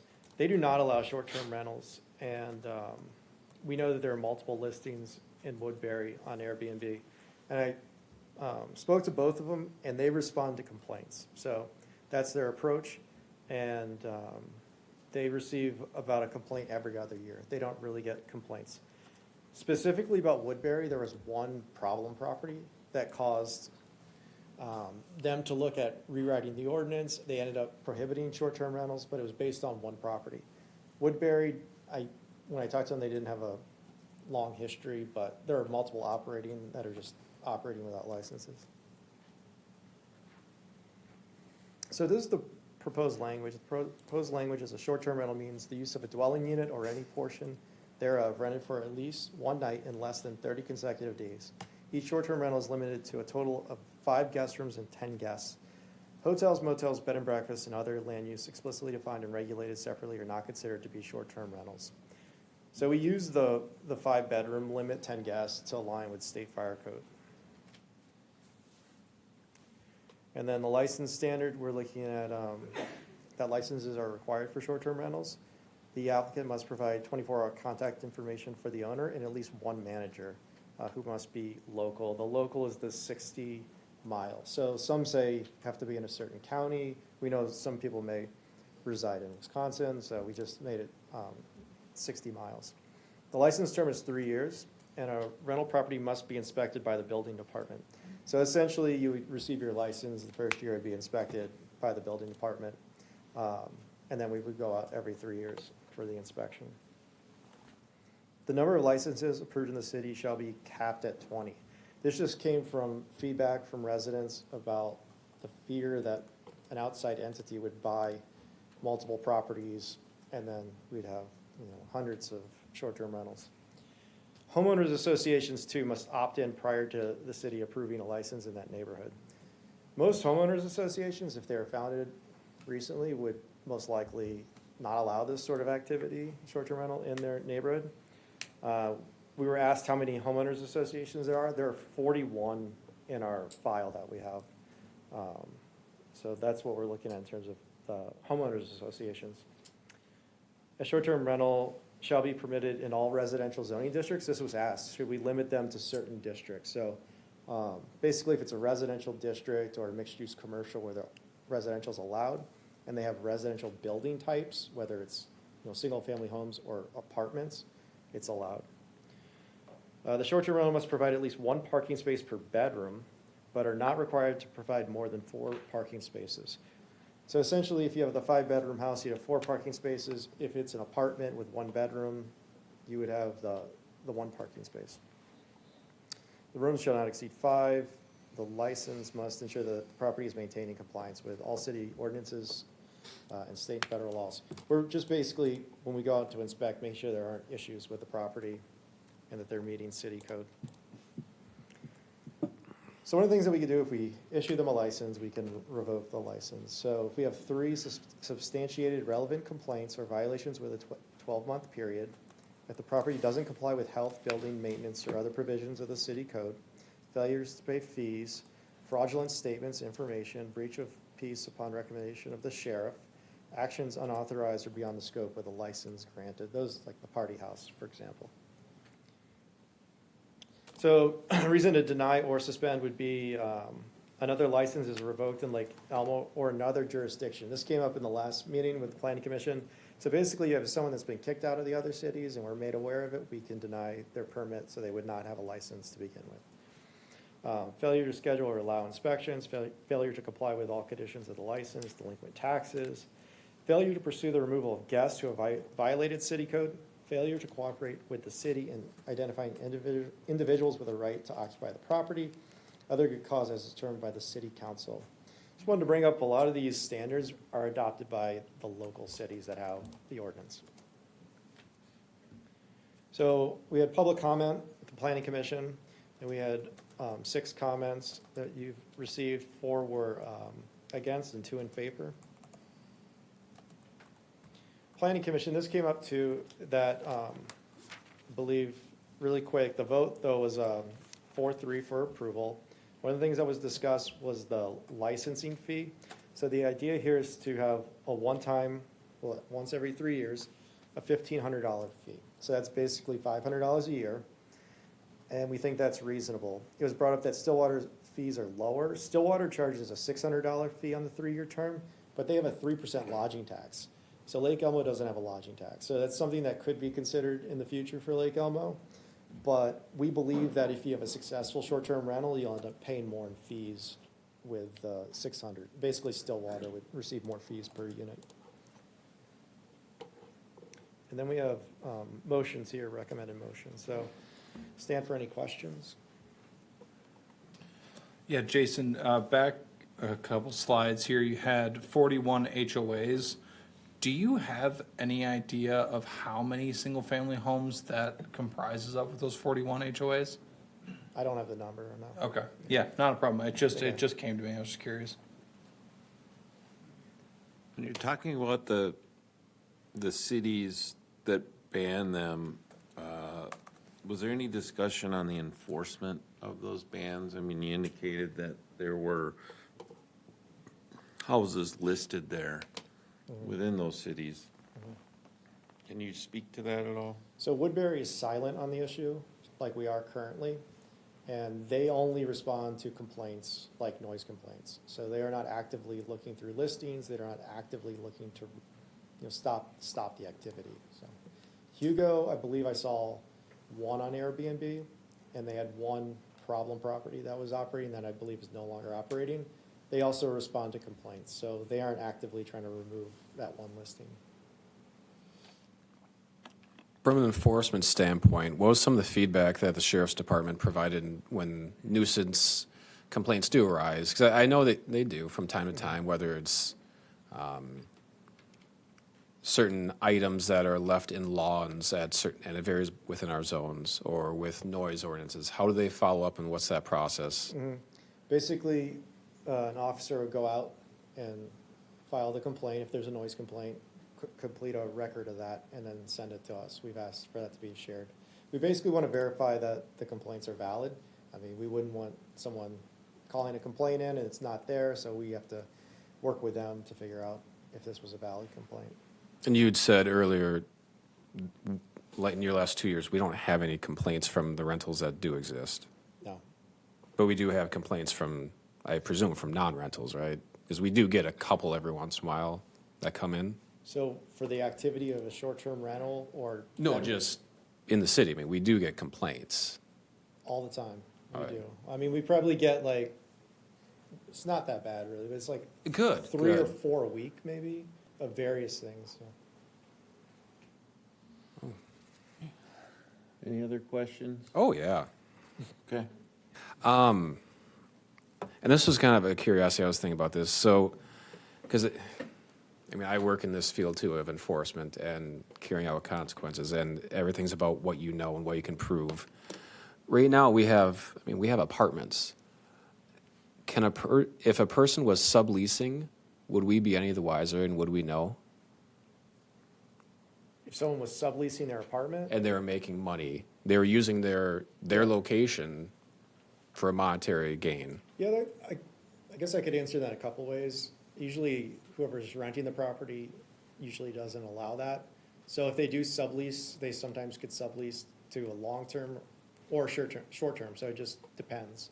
So we would not know if someone had a rental property and then was listing it as a short-term rental. Because we're silent on that in our ordinances. And again, it would be regulated by the owner of the property. Right, so if this is adopted, then we have to have the owner approve this license, and they have to have a property manager if they're not the property manager. With HOAs, because I had a resident asked me this question, is the Tri-Lakes Association considered an HOA for these purposes? Because they're an association, they exist, they are a legal entity. Are they considered an HOA for this purpose? We talked about this in the office internally. We were saying that they are not, because they're not technically a homeowners association. It's a different type of association. But we can get back to you on that if you can verify. Gotcha. And it was mentioned tonight, and I know we received emails from those who don't support this, but some who did support it have asked, can it be limited to Lake Elmo residents? I know legal has provided feedback on that. Can you expand on that? Yeah, definitely. There's a case out of New Orleans where they attempted to do that to prevent corporations from buying short-term rentals because they have hundreds of short-term rentals there, maybe thousands. So it went to court, and basically the appeals court, federal appeals court located in New Orleans, said that that was not constitutional under the Commerce Clause, that you could not restrict a corporation or someone outside of the city from having a license. And I know legal could provide a little bit more information on that. I guess to expand on that, so the federal in the fifth stated it would be unconstitutional. And I guess that's where the 60-mile came from. Do you feel that would be legally sustained if ever someone were to question it? Mr. Mayor, members of the council, based on the federal appeals court decision, I would not recommend that the city adopt a short-term rental regulation that would require it to be owner occupied. It's basically, saying that it's discriminatory against out-of-state, owners. And that's violating the Commerce Clause of the Constitution. So I would not recommend that. I mean, it's a Fifth Circuit decision, we're in the Eighth Circuit. So I guess the Eighth Circuit could decide differently, but they have not, and usually they do look to other courts when they make their decisions, and they'd probably look at this similar case if they were to receive this. I have my opinions on the fifth, but yeah, we are in the eighth. So with the staff, with this recommendation of 60 miles, do you feel pretty confident that that is legally and constitutionally valid if it were questioned? Mr. Mayor, members of the council, I think it is valid because you're just saying that they have to have somebody that's reachable within the 60-mile zone. You're not saying that, you could have an out-of-state owner, but as long as they have a property manager or somebody here that's within that zone, they can have a license. So you can hire that out if you need to. And I believe the Fifth said that too. The idea of a property manager is different than an owner. Yeah. Gotcha.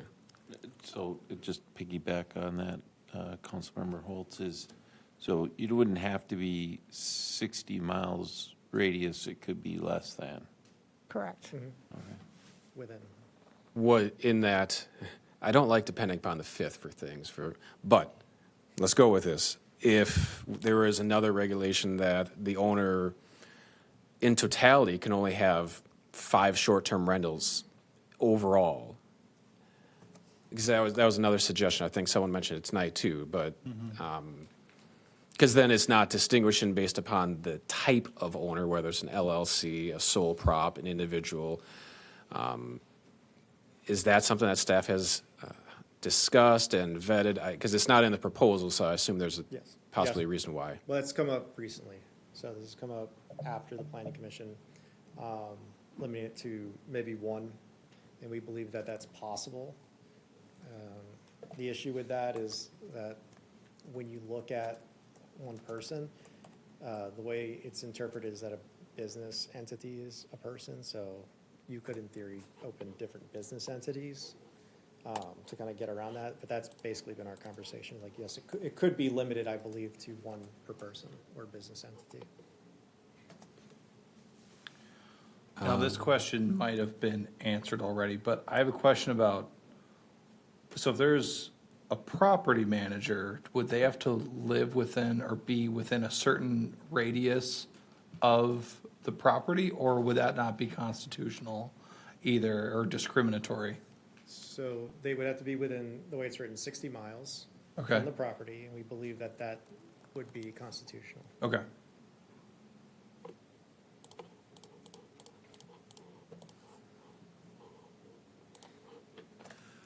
Question on the, was there discussion about having, is there a benefit to the city to have a lodging tax versus a higher license fee?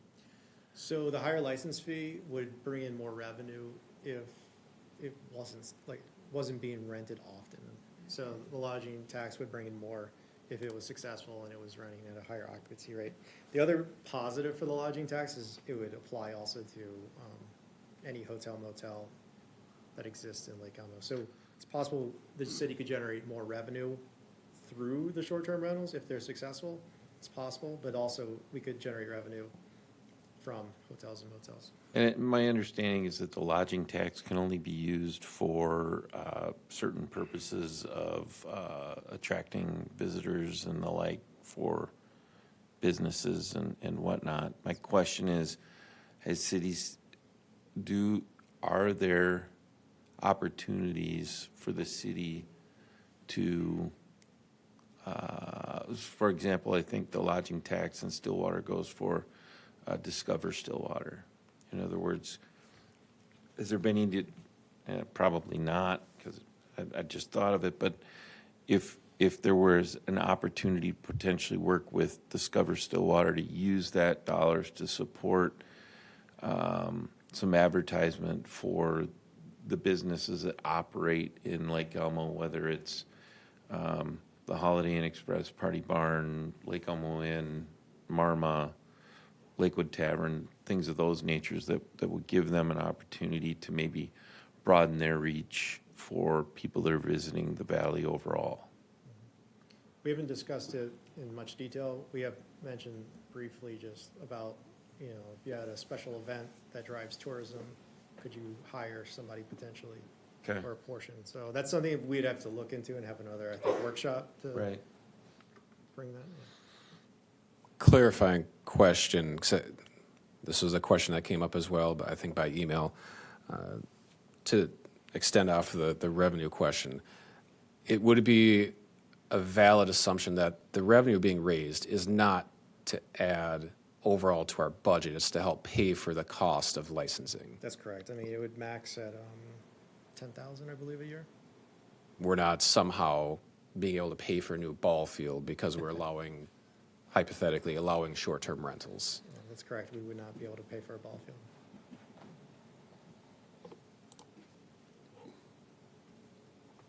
Do other cities that have short-term rentals, are they also doing the year or an inspection every 3 years, or do they do it yearly? Some do yearly. What made us settle on? What made you guys think 3 years would be best? So staff capacity for one, and the Okay. idea that we go out, we're looking to make sure that it's available to be occupied, it's in good condition. Yep. And we think that 3 years is a good enough time frame to where we can check and it should be still in good condition.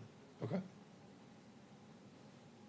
Going back to the county, because you said they have their own process, are they aware of some of the short-term rentals that exist in the city? They're aware, yes. Have they inspected them? I don't believe so. I think they'll inspect them if they have swimming pools. That's the main thing. They want to make sure people are not operating a short-term rental with a swimming pool. There's a different standard there at the state level now. So they basically push that into a special category of pool. It's not considered just a simple residential pool. So is their source of knowing based upon cities that indicate we have licensed these entities, please now go and review for your county level regs? That's something we could do is we will share data. So if this is adopted and we have licenses, we can share that with the county. But otherwise, like in the case of pools, they don't go and inspect Joe Schmo who has a pool. It's if it's a short-term rental or long-term rental. That's correct. That's my understanding. All right. Yeah. Thank you. So we could have annual inspections required, and we could contract those out. Because we do have, we have adopted the International Property Maintenance Code in our city code. And that would be the basis of an annual inspection to ensure that the properties are, maintaining those standards. We could. I think one a year we would charge them, I believe there's a $75 inspection fee.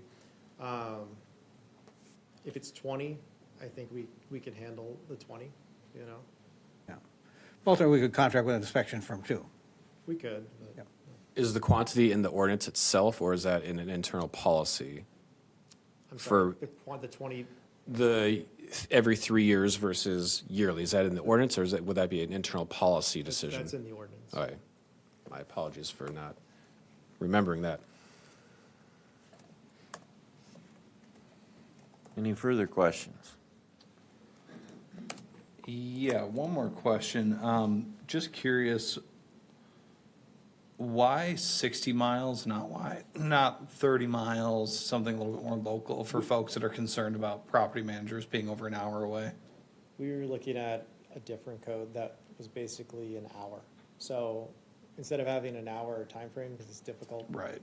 We put the distance. So if someone can get here in an hour, it seemed reasonable. Okay. Yeah. I mean, I don't think there's, I think if you wanted it to be closer, you could. And then my last question is, again, these are all just number-based questions, but was there a reason for 20? So 20 equals basically 1 per 1,000 when the city's built out. Got it, with the okay. projection. We just tried to land on a number. Also, it allows growth in the short-term rentals, so it is approved. It's not like the 8 or 9, 11, whatever number we have. Sure. Have the licenses or no left. Hypothetically, if it then doesn't pass, what happens with the Airbnbs that you believe should be a short-term rental? So if they're bed and breakfast, that should be a short-term rental. That's And if something we we would didn't need, pass? that's something we would need direction from the council in terms of the approach. So what would end up happening there is we would just, we would either revoke the license or not renew the license. All right, thank you. I may have missed it, but I didn't see it. Is there a requirement in the policy that with regards to proof of proper insurance for? That is not in the ordinance, no.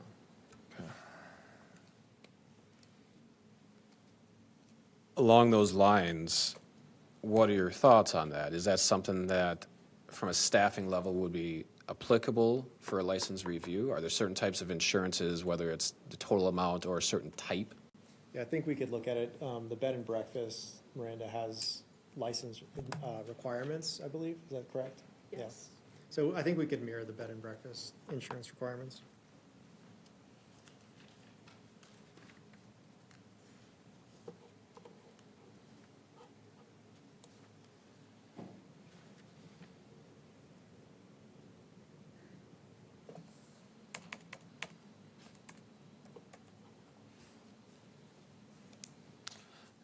Anything further?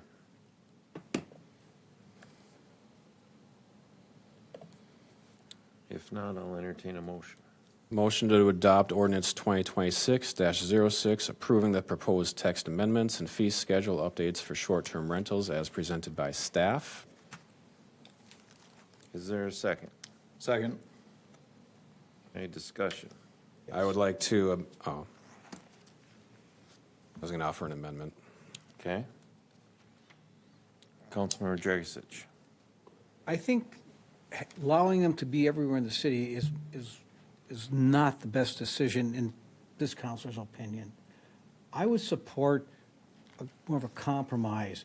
I wouldn't allow short-term rentals in residential districts or the village districts. The other districts would be okay.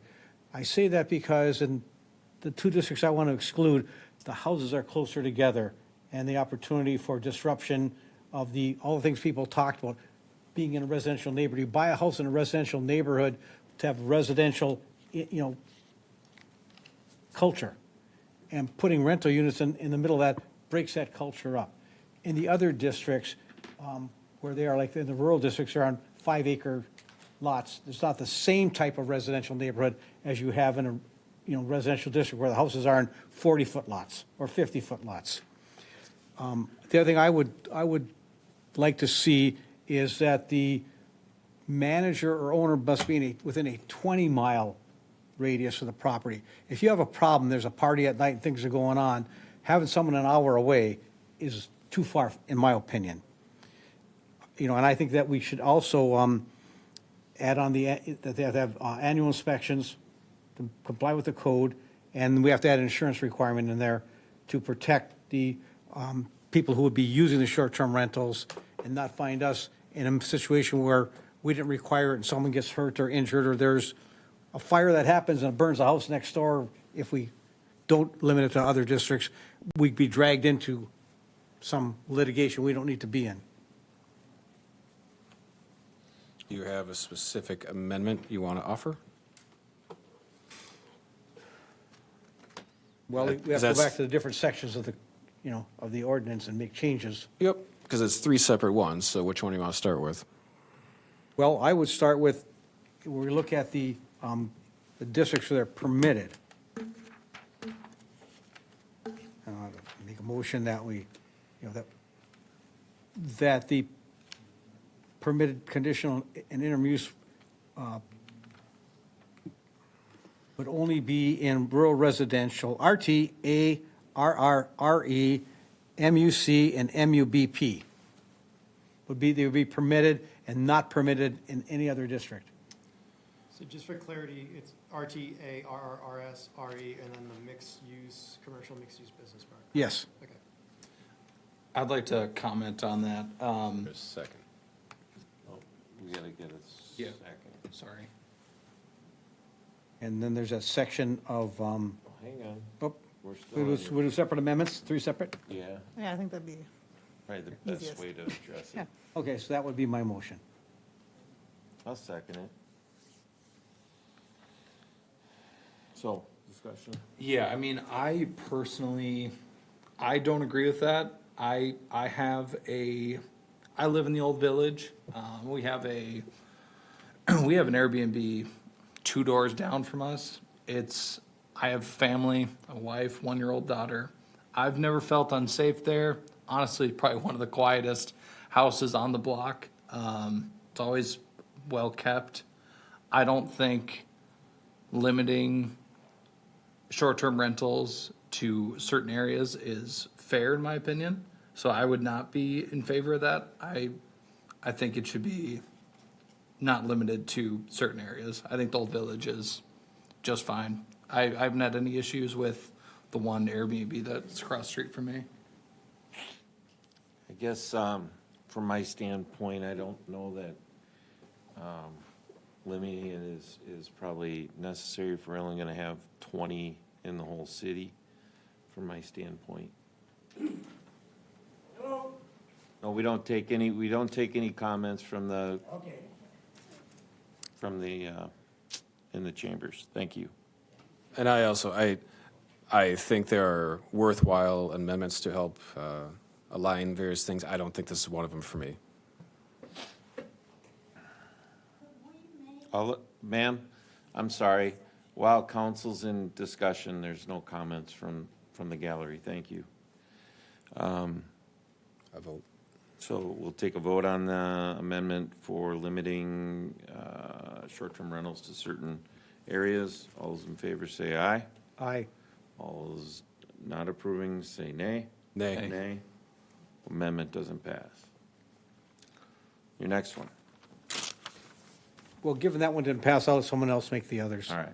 Oh, I'd like to make an amendment to enforce policy that the manager or ownership needs to be within 30 miles of the property that's going to be licensed. second. Any discussion? I think 30 is too far personally. That's just my personal opinion. Okay. I think that is a good compromise. I don't want to get hung up on the difference between 20 and 30 miles. I think that 60 was way too far. So I think 30 is better. Again, I don't want to get hung up on 30 and 20, but I think that's a fair compromise. I appreciate that the initial thing was miles versus time. I think it's logical to use miles. And 60, I think based upon some of the feedback we've had, and I think we're all in agreement, is not the path, and I would support 30. All right. I'll call the question. All those in favor of having 30 miles as opposed to 60 miles in the policy, please signify by saying aye. Aye. Aye. Those opposed, same sign. Nay. Thank you. I would like, Passes 3-1. I would like to propose an amendment to add in the, it would likely be for standards for licensing, probably under performance standards, so 2C and probably a fifth one, the required, similar to our bed and breakfast, the insurance requirements that are the correct types that are applicable for this type of usage, similar to the question that the mayor was asking. I'll second that. Discussion?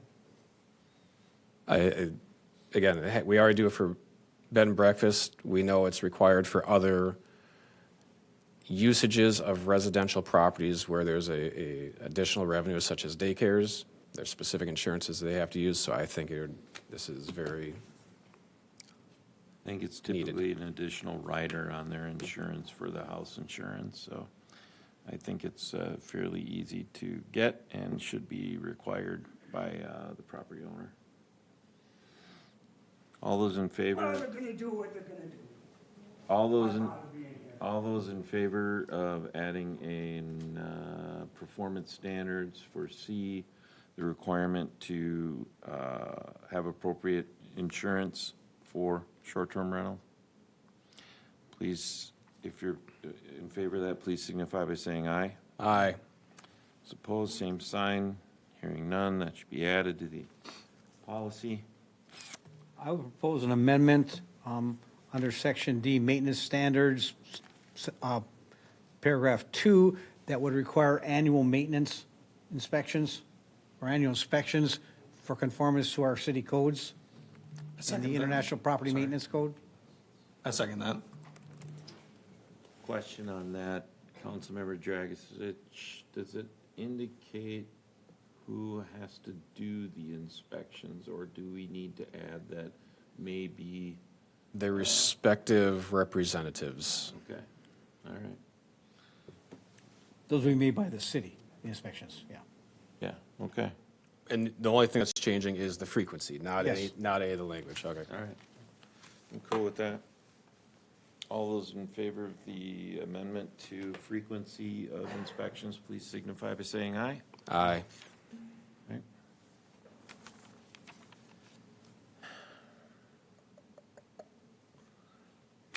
Discussion. Can I have a quick, just You clarify? can do it. So is it the license term would be a No, year? the inspection would be a year. Okay, so it's a still 3-year Yep. inspector. Still 3 years license. Councilmember Holtz. I mean, the great thing in all of this is residents have participated and provided feedback for it, against it, and also I received feedback that was that ebbed and flowed. And there are days up here when we don't get anyone to attend.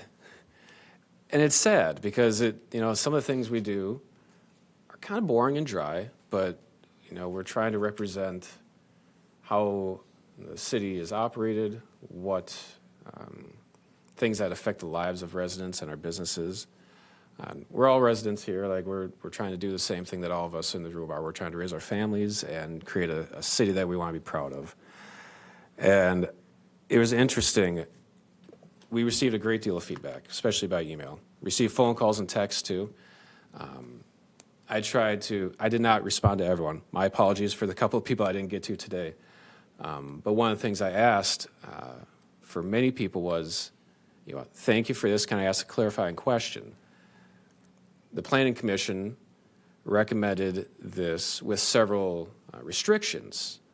What are your thoughts on those restrictions? And it was the things that we've discussed tonight, a max of 20, that that nuisance ordinances and violations can lead to a license revocation, the distance requirement for a property manager. And the reason I was asking that was because I believe conversations matter. Sometimes when we see something posted online or a statement or we just hear something, it's valid and it's correct, but it might not provide the full context.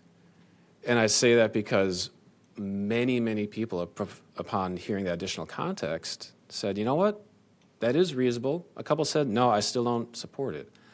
But what I found is that it actually, in the totality, we had a diverse set of views. And people who didn't, people who did support it, and then people who, you know what, maybe yes, maybe no, maybe you can add a couple more restrictions. And I've said this before, but disagreements are okay. Disagreements are good. I don't want to live in a place where we agree on everything. To me, that means something is wrong. And I appreciate that through those disagreements, you can create amendments. So those amendments we have tonight are because of the feedback that has come in from people who didn't support it whatsoever, but we're trying to find a solution that takes into account feedback from people that also do support it. I firmly believe in property rights and being able to use a property when it does not affect others. We have nuisance rules. We have noise ordinances. We have an amazing staff with Washington County Sheriff's Department. We have fantastic staff in our planning department. Again, I think it's a very important data point that none of these rental properties that do exist have had a single complaint come in for those things. And if they do, I fully expect due process to occur and that investigations happen, just as I would with any other property.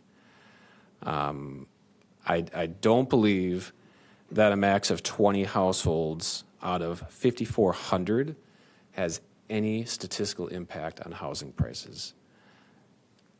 20 out of 5,400 is a rounding error. There was a very good piece of feedback that came in from a person who's lived in Spain who provided citations and evidence from a place that he had directly lived with firsthand experience to show where it had an effect, where literally the entire market was owned and people were taken advantage of. This is not what, if we had said it at 200, yes, I think we could have a reasonable conversation. 20, I don't believe is going to have an effect. I fully agree with the concern, but 20 out of 5,400 to me does not rise to that level. Above and beyond that, again, I think this is something that needs to happen in terms of having an answer, and I think this is a reasonable and pragmatic and moderated solution. Councilmember Dragisich. I think, the information, the calls, text message, discussion with people, the emails that I received were against this ordinance 10-1. The other thing I think we're missing here is by allowing it everywhere, those people who live in homeowners associations are shielded from this. And there's a large number of them in this city. And the people who don't live in homeowners associations will not be shielded from this. So it's not it's not equitable across all of our districts in the city. And I happen to live in a homeowners district. You can't have short-term rentals, they're not allowed in our declaration. So I'm fortunate, but I feel for people who bought a home in a residential neighborhood to be a residential neighborhood environment and culture, and now would have a short-term rental next door that they really don't want. My guess is it's probably going to pass, but the opposition that I saw from this was overwhelming compared to the support. And the fact that we have a large number of HOAs who won't be subject to short-term rentals creates an unfair and unequitable position for those who aren't in an HOA and will be subject to it. Can I ask a clarifying question on that? Because I guess how you see that process playing out. So a person sends in a permit application, and you see that there is an HOA in that neighborhood. What happens next? We need a letter from the HOA before we accept the application. What if the HOA most HOAs to my knowledge only meet once a year because there's a cost. They have to pay for a lawyer to attend and sometimes a property manager, so that they only meet once a year. So how does that then play out? It could play out that they consider this and figure out if they want to opt in or not. Something to address. If they're not meeting, then they wouldn't have the option to receive a short-term rental because we would need a letter from them to move forward. Because in that case, a person who's applying, who meets every single standard, if that HOA isn't meeting for another 10 months, they're kind of between a rock and a hard place. No, Mr. Mayor? actually, they're not. Because every HOA has a board of directors. And they have a declaration and bylaws that guide what's allowed and what's not allowed in the HOA. And so the board of directors would reply to the inquiry. When it is a declaration that's already in there, I'm speaking of HOAs that don't have it, mine doesn't, they would need to affirmatively say, we choose to allow this. That's correct. You don't have, how can it be an HOA without a declaration and rules? About this topic. We permit It's silent on it. Yeah, we allow people to use their property in certain ways. Mr. Mayor, members of the council, I would like to point out that HOAs have a declaration, and that is like basically all the rules about what you can and cannot use your property for, and those are recorded with the county. So worst case scenario, we could always look up their HOA declaration and make a determination for ourselves if it's allowed or not. But if it's not clear, like if it doesn't state that this is allowed, then they would have to opt Still in. need to provide a letter. Are they? Okay. Anything from you? Yeah, I mean, Councilman Holtz and Councilmember Dragisich said everything extremely well. Me personally, I feel that our residents should have the freedom to do with their property as they see fit. However, that doesn't go without regulations and licenses, so I think I believe we found a good framework that allows people to feel safe in their community, but also doesn't take away rights of ownership of property either. So with that, I'm gonna be for this. I think the amendments passed were great, and I really appreciate everybody coming out and all the emails that came out about this, because this is the most community engagement I've seen in the 2 years that I've been on council, so I just appreciate the community on this one. Thank you. Yes, I'll speak to this, and one point that Councilmember Holtz brought up was that it did receive emails when asked the question if they knew the parameters that were set in the policy. By and large, those people had not looked at the policy and did not know that there were regulations around, and kind of thought that it was a free-for-all. And I believe there are some curb, some barriers on this to kind of keep it between the lines. The fact that we haven't had any complaints on operating short-term rentals to this point leads me to believe that, the fear of them is greater than the reality of them. I've used them. Typically, I like to assume that people, and 95% of the people are good and respect the the property that they're renting. Certainly there are those that don't, and to the point that neighbors policing neighbors, that's how things happen in society today. When people see something happening in their neighborhood that isn't correct, they either take it upon themselves to address it or call the authorities to address it. It's really no different in this case, in my mind. I do look at this also as a property rights perspective. I don't feel like there should be over-regulation on people and what they do with their property. A ban, to me, feels like government overreach. I don't think that it impacts affordable housing in the city of Lake Elmo. It doesn't seem like that's an appropriate argument against it. As always, we have to, as a city and government should look at and balance individual rights with the collective well-being, and I do think that we have the staff has put together, along with comments from the Planning Commission and people, and here tonight, on this policy to try and balance that as best possible. So that's, with those amendments that were in there, I'm gonna be in favor of this, and certainly, I have a problem with a ban in the sense that the cities that I looked up that have bans, whether it's Woodbury, Hugo, Apple Valley, Egan, Shakopee, or Edina, you can find a VRBO or an Airbnb in each one of those communities. If you have an ordinance and you're not going to enforce it, then what are good or any of the other ordinances that you have in your city? To me, they're not worth the paper they're written on. So this will be something that we need to pay attention to, and I believe that we can do that with 20 short-term rentals within the city of Lake Elmo. Councilmember I'd like to Dragisich. add, we had the discussion about people should have the right to do what they want their property. We have all kinds of regulations that limit what they can and can't do on their property.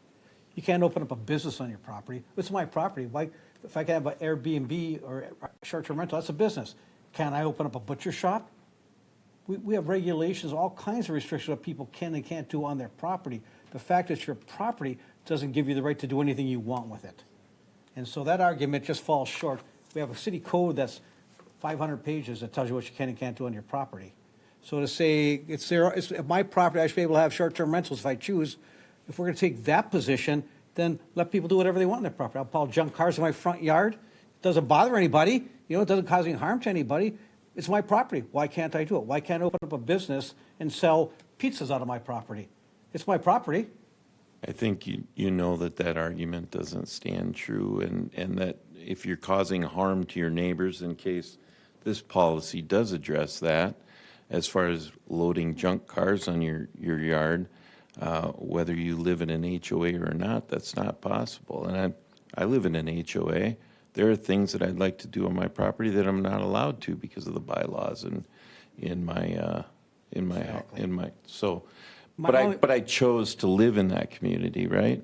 My only point is being the argument that it's your property, you should be able to do what you want with it, is hollow because we have all kinds of regulations that prevent you from doing things you might want to do. And those have been in place. They're in place in counties and cities and states. Yep. And it's not saying that there's guidelines, right? And this has guidelines on it. So I'm going to respectfully disagree with your sentiment on that. Well, and the way I phrased it myself was, I firmly believe in. Ma'am, I'm going to ask you to be quiet while council is discussing. Thank you.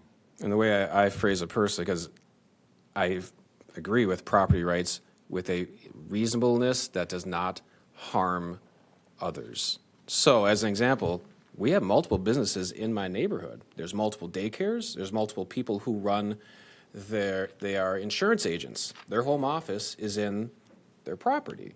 It does not harm others. A butcher shop, we're going to have discussion about traffic counts and possible pollution from runoff, from blood and whatever. We don't allow certain things in the code, but we do allow certain things when when you can make a reasonable argument that it does not harm others. And I think that obviously people are gonna disagree. What is a reasonable use of a property that doesn't harm others? And to me, that's always gonna be the gray, right? I think daycare is such an easy one. We all know daycares exist in residential neighborhoods, but they are inspected and regulated heavily because the safety of kids matters. But again, I have a business in the home across the street from me. It's an insurance agent. So that's that. All right, I'll call the question. Motion to adopt ordinance 2026-06, approving proposed tax amendments and fee schedule updates for short-term rentals is presented by staff with adjusted amendments. All those in favor, please signify by saying aye. Aye. Aye. Those opposed, same sign. Nay. Thank you. Motion passes 3-1. Motion to adopt, make a motion to adopt resolution 2026-029, summary of publication of ordinance 2026-06.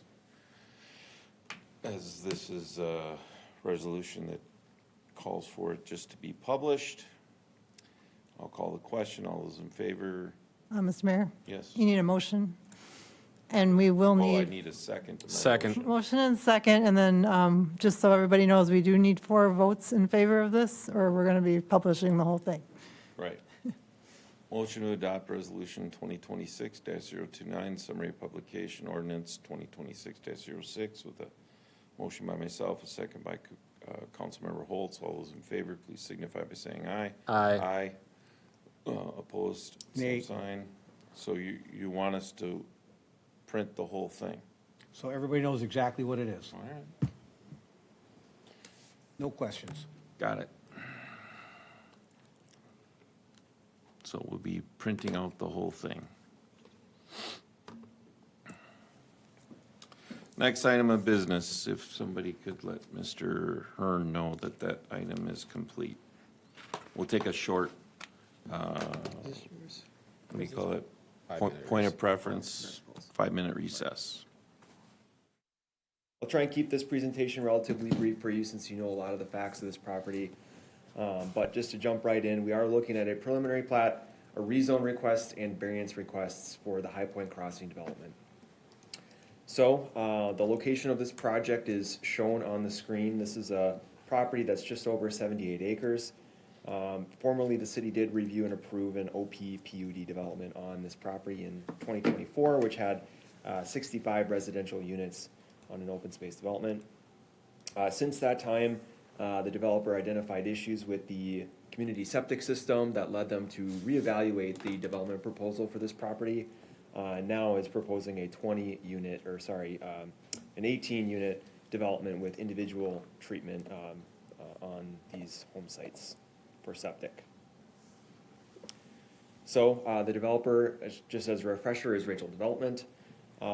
Property is currently zoned rural residential. The proposal is to rezone this property as residential estate.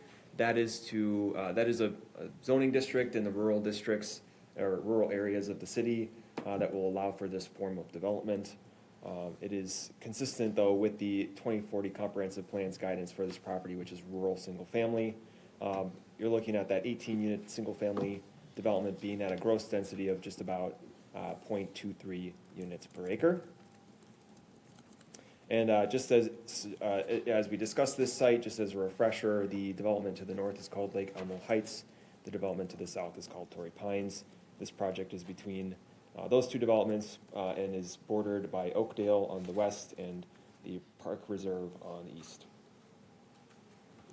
So here is the development plan that was initially submitted to the city. This has 17 new rural lots, with the existing farmstead site being that 18th lot. There is still a road connection provided through this development connecting Inwood with Imperial to the north. That was a required kind of roadway connection for this development, in addition to city water main running along that road alignment serving these lots.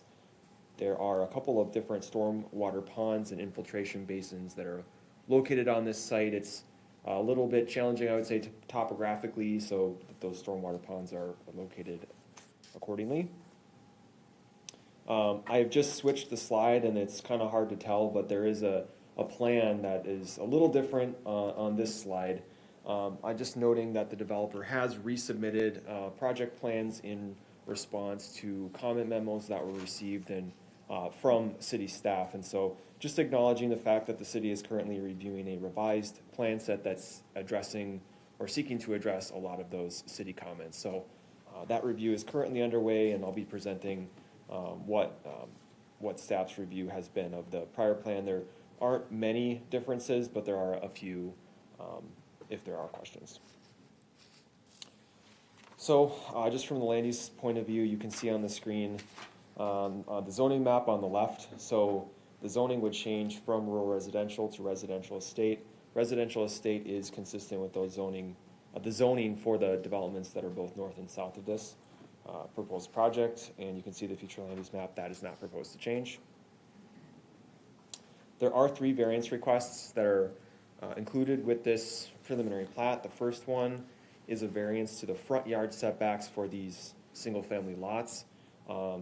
In particular, on the 17 that are new lots, they are proposed with a 50-foot standard front yard setback, and that existing farmstead is proposed to have a 20-foot front yard setback. And primarily that's because with the dedication required for a right-of-way along that inwood corridor, that's really restricting that front lot lines moving further to the west. So the single-family homes with the 50-foot front yard setback request, that setback request has come from the developer because they, in evaluating the development, are seeking to primarily enlarge the rear yard areas of these lots, in addition to working around on a few of the lots, some either wetland areas or slope areas to create a larger rear yard where those are present.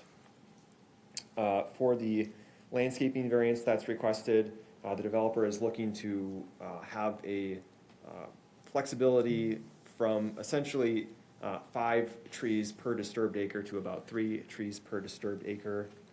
We'll talk about that a little bit more. And then there is a sidewalk requirement that the city discussed as part of that road section conversation. The request is simply to not need a sidewalk.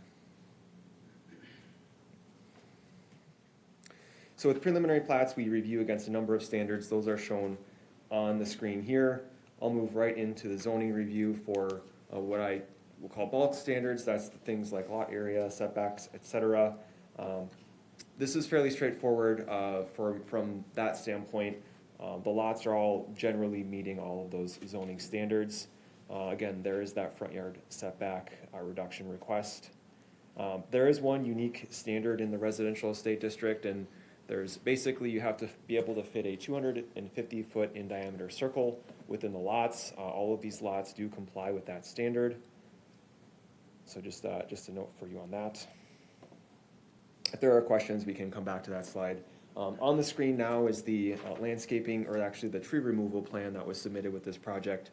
The summary here is that most of the trees on this property can be preserved through this development. There are definitely a few trees that would be removed as a result of the project.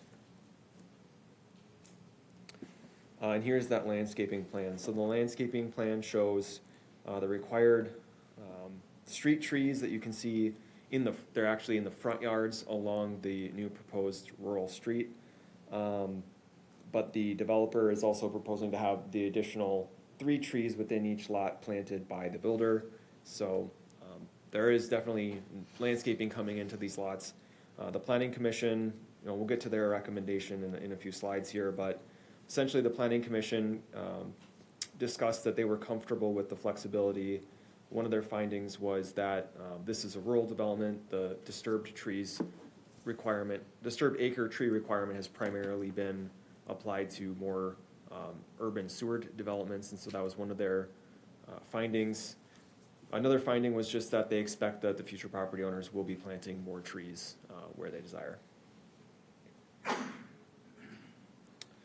So the landscaping, in summary, is currently short as proposed, but there is a variance request for that flexibility. Some other review considerations here. There are 6 wetlands on this property. Of those, 5 will be preserved through this development. There is a de minimis or a small wetland being removed. That's that individual wetland 6 is roughly less than 800 square feet in size. And so there will be wetland buffers that are preserved within these private lots. So there'll be easements over those areas for preservation and signage requirements around the buffer. As far as traffic and access and parking, all of the lots are expected to be able to meet parking standards. The road design is something that the council's discussed previously, and we've arrived at a road design that engineering has reviewed. There is a sidewalk proposed to not have to be constructed here. And in this case, the proposal, or the variance is a subdivision variance based on the fact that Imperial also does not have any sidewalks. And so this development would be kind of continuing that connection to the Inwood corridor without a sidewalk. From a stormwater standpoint, I did note those storm ponds and basins provided on the site, and the developer, I know, has received the Valley Branch watershed permit now. They have that permit in hand. Parkland dedication, cash in lieu of parkland dedication is preferred and recommended. As far as review comments, there are memos provided as an attachment to the staff report. We've got comments from the fire team, Valley Branch Watershed District permit's been received, landscape architect and city engineering teams have all provided comment memos that are reviewing the plans that were initially submitted. Now with those resubmitted plans, they're currently under review and would receive revised memos after a decision is made. Findings that the city will have to make. First one on the rezoning, simply put, the rezoning has to be consistent with the comp plan. It would be in this case. Front yard setbacks, so these findings are just kind of reviewing the discussion of the planning commission. These findings are made in support of approval of a front yard setback variance. Again, that would be from 100 to 50 feet. Here are findings that would support the total landscaping per disturbed acre. And then findings actually for a subdivision variance, which are different type of findings to support that variance. And lastly, findings to support the preliminary plat approval are, these findings were all provided in the staff report and are in the resolutions and ordinance. So, should the city council decide to approve the project and the requests for variances and rezone, staff are recommending 14 conditions for approval. These conditions are mostly standard conditions that you have with most subdivision approvals. So I would just note that. Public hearing, so the Planning Commission reviewed this project at its last meeting on April 13th and ended up holding that public hearing, and they did hear from 2 members of the public that were both supportive of the project. So the Planning Commission ended up unanimously recommending approval of all of the requests made by the developer with conditions and findings recommended by staff. So that brings me to the recommendation. Should the City Council decide to approve the project, we do have some example motions for you on the screen here. We have an ordinance for the rezone, a resolution for the preliminary plat, and then individual resolutions for those variances, followed by a summary publication resolution. So that's what staff has formally prepared. The developer is here this evening should you have any questions for Paul as well. Questions from council? None? Okay. I'll entertain a motion then if there are no questions. Move to adopt ordinance 2026-07, approving the rezoning requested by Rachel Development on the subject property based on the findings of fact therein. Support. Any discussion? Seeing none, I'll call the question. All those in favor of adopting ordinance 2026-07, please signify by saying aye. Aye. Ordinance is adopted. Move to adopt resolution 2026-030, approving the preliminary plat for High Point Crossing requested by Rachel Development on the subject property based on the findings of fact and conditions therein. Second. Any discussion?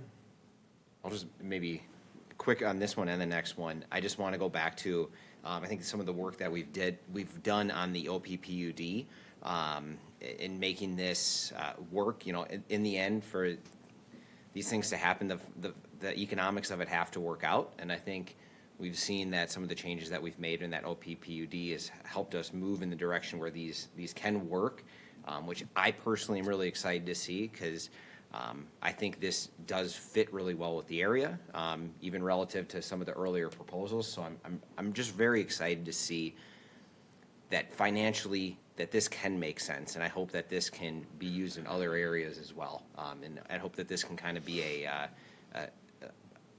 a guidepost to show the other developers that this can be a financially feasible path to development in Lake Elmo. Councilmember Holtz? This has been a long conversation. I've aged during this conversation for like the last 3 or 4 years, but between staff, professionals outside the city, and with feedback from the council, I feel that this solution not only provides a type of housing that has been lacking for new ones in our city, it's a type of housing that will go very quick. We're talking acreage of 4, 5, 6 acres per lot. Those are in demand. They don't come up often. It fits with the neighborhood.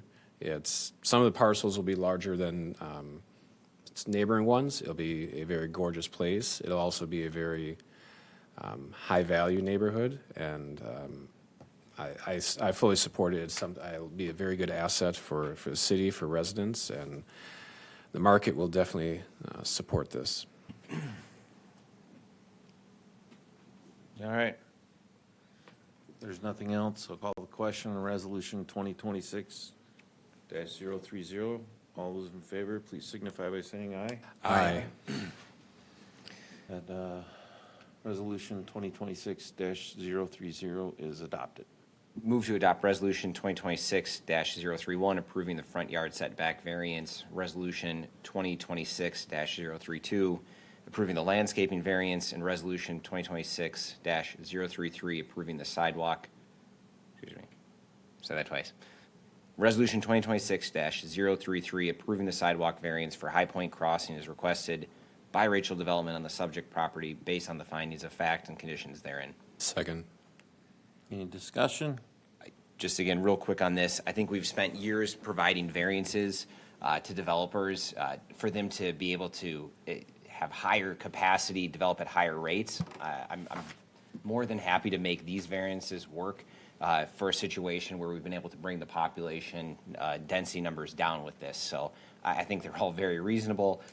Like we've mentioned, this has been a process, so and it's been great working with this developer throughout that whole process, and very open to our feedback, very open to the neighboring feedback. I think that this is a very reasonable compromise that the city can make with the developer in this situation.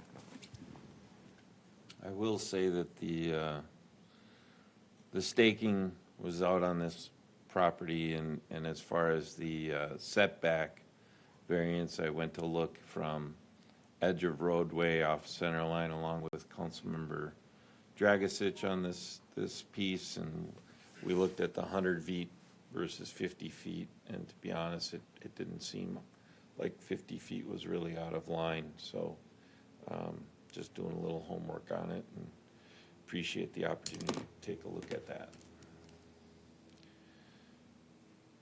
If there's nothing further, I'll call the question. All those in favor of adopting Resolution 2026-031 and Resolution 2026-032 and Resolution 2026-033, please signify by saying aye. Aye. Aye. All 3 resolutions pass. Move to adopt Resolution 2026-034, approving the summary publication of Ordinance 2026-07. Second. I have a motion and a second. I'll call the question. All those in favor of adopting Resolution 2026-034, approving the summary publication of Ordinance 2026-07, please signify by saying aye. Aye. Ordinance passes. or that the resolution passes. Thank you.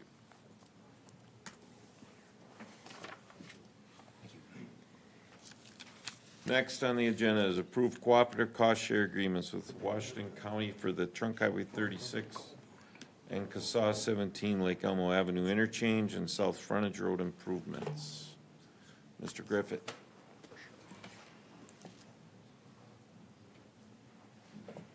Thank you, Mayor, members of the council. Coming back before you here today on the Trunk Highway 36 and Lake Elmo Avenue interchange project, I have one presentation. It really addresses the next three agenda statements. So we have three agenda statements here before you to handle separate agreements with separate resolutions, but they're all related. So we'll take them one at a time on the agenda, but only one presentation. So a little bit I'll give you a quick background of where we're at with the project now and why we're before you, and then address four different agreements. There's going to be a cooperative cost share agreement with Washington County. It's a standard agreement you've seen on many projects we've done with the county in the past, as well as a cooperative maintenance agreement. And then because it's a state highway, we have a MnDOT cooperative construction agreement, and then change of roadway jurisdiction that will address the handing over the south frontage road to the city at the end of the project. So Washington County is the lead agency that's implementing this project, even though it is involved with a trunk highway, a county roadway, and building a south frontage road that'll be the city's. So, but the county's taking the lead on the project. They've developed the plans. The project does include the construction of the south frontage road from Keats Avenue to 0.4 miles east of Lake Elmo Avenue. That will become the city's. The layout was approved by the council by resolution of support in December of 2025. Recent updates then is the county received contractor bids on April 14th. They have Ames Construction as the apparent low bidder. The county intends to award that construction contract at the May 19th board meeting and ready to kick the construction off on as early as June 1st. In order to do that, these four agreements that are before you need to be signed or approved and executed and in the county's hands for that May 19th meeting. So that's why we're here tonight. So I've covered the four different agreements that are before you that we're looking at. So the cooperative cost share agreement is the big one that really covers what Lake Elmo's cost participation is going to be on the project. It lays out the total estimated project cost. Now this is after they've received bids. We're looking at just under $43 million. Of that, based on the county cost participation policy, just under 11 million has been assigned to city share costs. But there's also many grants involved in this project, and there's just about $8 million applied to the city share, which gives the city a net cost of about $2.4 million. As you may recall, all through the planning process going back multiple years, we've kind of have the $5 million figure in our CIP all along that we were preparing to submit on the project. So we're coming in at just about half that amount. It's important to note that these are all estimated costs. The way the cooperative cost agreement is designed, it's following the policy. It's what costs get assigned to you. So if there's an increase in quantities or a decrease in quantities, the actual costs are going to be what's actually paid to the contractor at the end of the day. So it's all formula based, and these formulas, as the actual project transpires, will get invoices and be paying actual quantities. So everything in that table in the agreement is estimated. The county does have in their standard agreement, as the person running the project, the ability to do change orders as they see beneficial to the project or needed by the project. And if those costs impact city costs, they're allowed to assign those costs. We have negotiated in past agreements and got it in this agreement as well, at least some kind of cost containment where they at least have to come back to the city administrator and get concurrence if our costs look like they're going to go over 10% of our budgeted amount. The cooperative maintenance agreement then addresses after the project's done what what the city's responsible for, what the county's responsible for, and what the state is responsible for. And I didn't attach all the exhibits because there's many of them, but they are in your packet. The exhibits do a good job of laying out what the city will own and maintain. The easiest part is under that first bullet, where the city's gonna own and maintain the south frontage road. So everything, there's gonna be a right-of-way dedication assigned back to the city, and everything in that right-of-way, you're gonna own and maintain, the pavement, curb and gutter, and the storm sewer pipes. The storm sewer pipe and stormwater management is the most complex part of the maintenance. There's the pipes that are within our right-of-way we're gonna own, but there are some pipes that run between right-of-ways and drain water that's coming from the city right-of-way, but then goes on to county right-of-way, things like that. So basically, a map and an exhibit is in your packet that highlights which pipes the city's responsible for, which ones the county's responsible for, and which one the state is responsible for. And then the stormwater ponds, different agencies take the lead in which pond they have to maintain, but everyone sort of cost shares by a contributing drainage area into those stormwater ponds. So in that exhibit in the packet, it spells out, and it'll give an example where the state is maintaining that stormwater pond, but when they do major maintenance, the city might have to pay 54% of that cost of that major maintenance. The city of Lake Elmo is only responsible for maintaining the Keats Pond, which is over on the west side of the project of the South Frontage Road. But when we do major maintenance, we're also able to assign or charge MnDOT for, I think it's 30-some% of that cost based on their contributing area. So that's how, and these are policies from both the state and the county that are really being operating and how this has been divvied out. The third agreement that's in your packet tonight is the cooperative construction agreement. This is a three-party agreement from MnDOT, the county, and the city. It's primarily between MnDOT and the county because it's a MnDOT trunk right highway, but the county's overseeing the project delivery. So there's a lot of language in there about the county taking the lead and then how the grant funds are allocated and managed by the county through the project. But the city is also there mostly because of the post-project maintenance and because of the cost participation that we've addressed here tonight.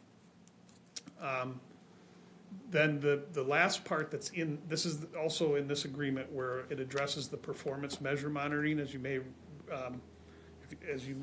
recall, the city requested that the access off of Keats Avenue, the eastbound, southbound turning movement onto Keats Avenue be maintained, and the state agreed to leave that turning movement in with these performance measures that they presented at a previous meeting. So those are embodied now in this agreement. And it calls out basically a collaborative approach to monitor how that roadway is performing in the future. The key that it's been presented before, but the key to that is the state does have ultimate authority to just close that if they don't think it's working, although they are collaborative working with the city on discussing that. But those costs to close that would be the cities in the future. MnDOT is requiring the county and city to indemnify the state. I left that on there and crossed it off because it was an 11.5-hour change. Your city attorney was negotiating changes to that. Somehow the city was getting roped into indemnifying the state, even though we weren't controlling any contractors on the project. So your city attorney was successful in getting that removed at the 11th hour. So that was a provision that's gone away.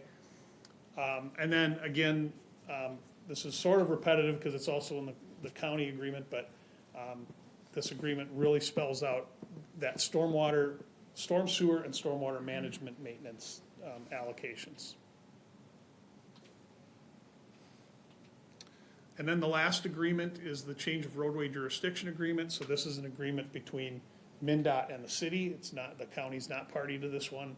And it's basically saying that the city is agreeing to take back the South Frontage Road at the end of this project, and the state's agreeing to change that jurisdiction to the city at the end of the project. And it's a standard agreement that the state use for all of these situations.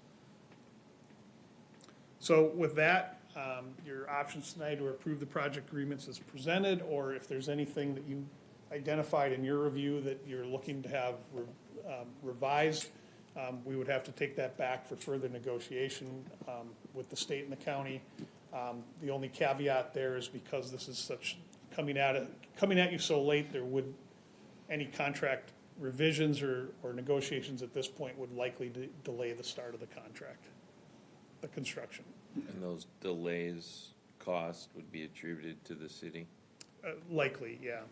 And the other, it's really in the city's advantage to get that June 1st starting date, because the way they're constructing this project is there's 2 construction seasons, this in 2026 and 2027, but they're really trying to get the entire South Frontage Road built this year based on their staging and how they're gonna change over 36 between 2026 and 2027. So they've got a huge lift to get to that point before snowfall this winter in order to make traffic control go more smoothly. So that's all I have presented for tonight. It's the next 3 council. I have 3 motions on here. Each one's related to the next, basically the 3 agendas that you have before you. So happy to answer any questions. Questions for Mr. Griffith? Were there any things that we didn't get that maybe you're pushing for or that legal was pushing for in this process with some of these agreements? I would say we got some, these agreements just 10 days ago weren't nearly as good as they are right now. So I'm pretty happy with what we did. It started off, the costs, almost 4 million, so we got it down to 2.5 by going through and scrutinizing the right-of-way cost assignments on the project and things like that. There's a couple of significant pieces of infrastructure, one mainly a 30-inch and 54-inch storm sewer that was going all the way to the north side of Highway 36 that was assigned to the city that we pushed back pretty hard. It took us more than 2 meetings to get back reassigned back to the state. And then it was kind of the indemnity clause was, I think, the key legal one that we were pushing back on. So I'm pretty happy with where we landed. What type of maintenance will these items require long-term? Is this annual inspections? Is some of there's a term for it. The number 4 is in MS4. that. Yeah. Like how much additional work capacity is being taken on with this? So it's like anything you're adding in any development. If your MS4 requires you to inspect 25% of your infrastructure every year, so that as you grow your infrastructure and add on to it, that's, this infrastructure will need to be inspected every 4 years. And so it continues to increase that burden for sure. Gotcha. Thank you. Anybody else have any questions? Otherwise, I'll entertain a motion. Motion to approve resolution number 2026-024, approving cooperative agreements with Washington County for Trunk Highway 36 and CASA 17 Lake Elmo Avenue interchange and South Frontage Road improvements. Second. So we have a motion and a second for approving resolution 2026-024. Discussion. Councilmember Dragisich. First of all, we're in a tough position because if we don't approve this tonight, we're going to get stuck with additional costs. So that's kind of, it brings us to us without any real input. But I would just say my only concern in all of these is in the first contract, 18223, under contract changes. There's a clause that says if the total costs appropriate to the city exceed the city's estimated project cost plus 10%, the city approval would come from the city administrator. And I'm not comfortable from that because it doesn't allow the council the opportunity to determine, what's the appropriateness of that? Where are we going to get the money from? What if that changes $100,000? I don't think allowing an administrative person to approve expenditures like that without us understanding them and saying where's the money going to come from is appropriate. My solution at this point would be that, at some point we, as a council, instruct the city administrator that she has to get our approval before she approves. Is the concern there, I wonder, is it the same time delay issue where? Yeah, if we can't, we gotta get these passed tonight. Yeah, or no, sorry, for, if in the future there's this 10%, over 10%, I wonder if that same concern arises where, you know, if they have to make a decision on moving forward with construction, or it pushes it, I don't disagree. Call an emergency council meeting. I totally agree with it. I'm just wondering if that's maybe where that came from, or if it's not where it's coming from. I do agree. I think it's fair. I'm not sure where it comes from, but to me, we're abrogating our authority by allowing the decision made by the city administrator, and then we're gonna be stuck finding a way to pay the bill. I'd rather have that discussion up front, and, you know, all of us be comfortable with that before we'll go ahead with an approval. Clarifying question for either legal or for Administrator Miller. We already have an ordinance that approval can occur for certain things without council. How does that apply to this hypothetical where it's over 10% and they need, again, their language says administrator approval. There's a cost limit that we have, right, where it has to come back to council anyways? Yeah, we currently probably have something in our purchasing policy about this. I can pull it up quickly. Purchasing policy, Yeah, sorry, go ahead. the purchasing policy we currently have allows the city administrator to approve change orders without coming to the council. That's why I've asked it to be brought to one of our meetings, because, again, I get real uncomfortable if it's $100,000 and we're not gonna have any input in it. Yes, Mr. Griffith. We can talk a little bit about the history of this too. So in this case, you know, when we have our own projects, we have these authorities and we have to come back for every change order and things like that. The county's running this project, and the county's actually through their agreement, they're actually claiming authority that they can just do it. And this language started probably 10, 12 years ago.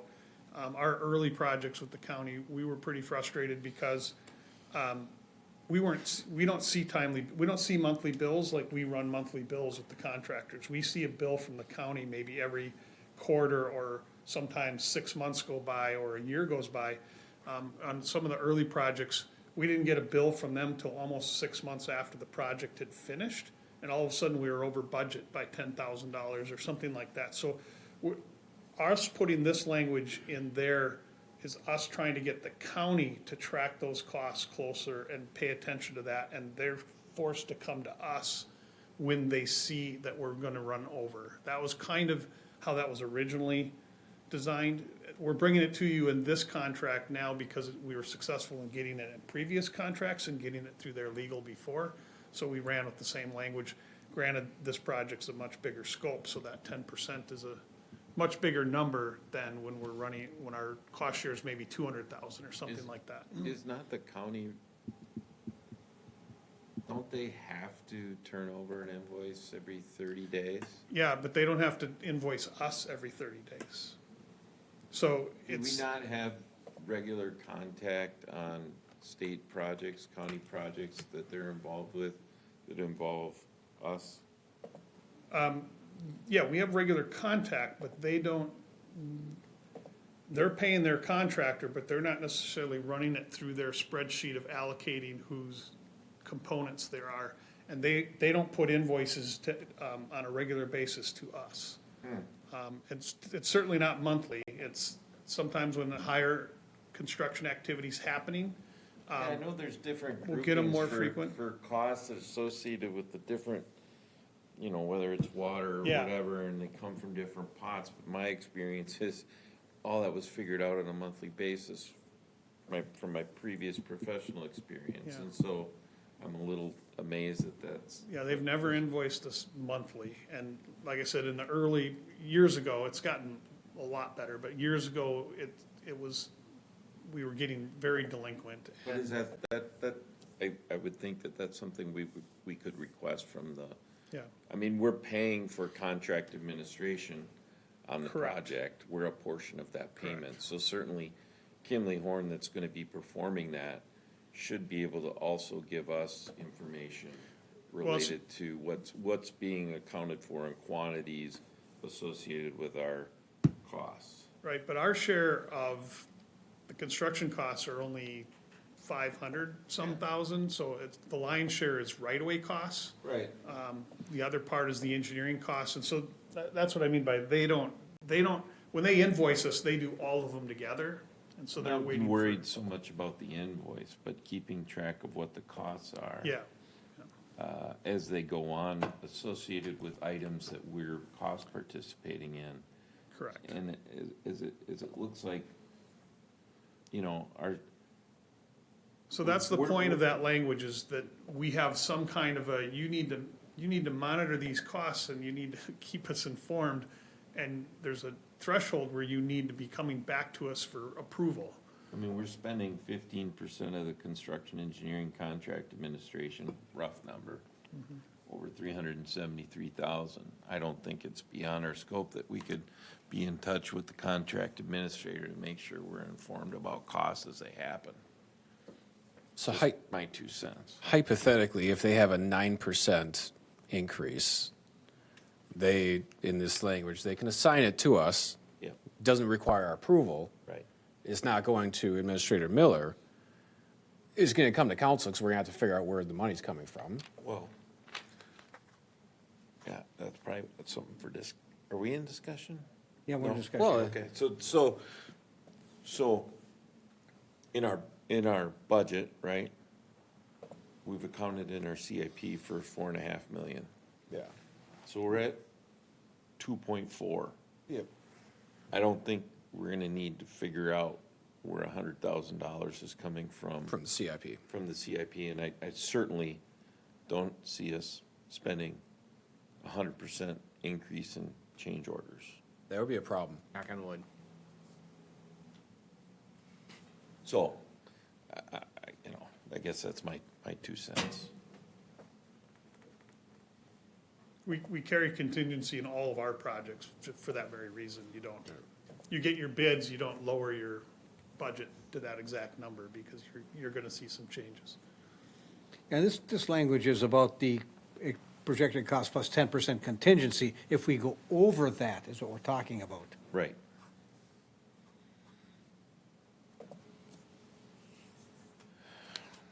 So is this better served as a separate discussion internally to the city as far as the purchasing policy and coming back to the council for approval of anything over the 10% versus trying, I'm not versus suggesting we addressing try and it change the here? contract language, Yeah. Mayor. I understand the urgency, and I'm just saying we have to have some kind of understanding with the city administrator that should bring those back to the council.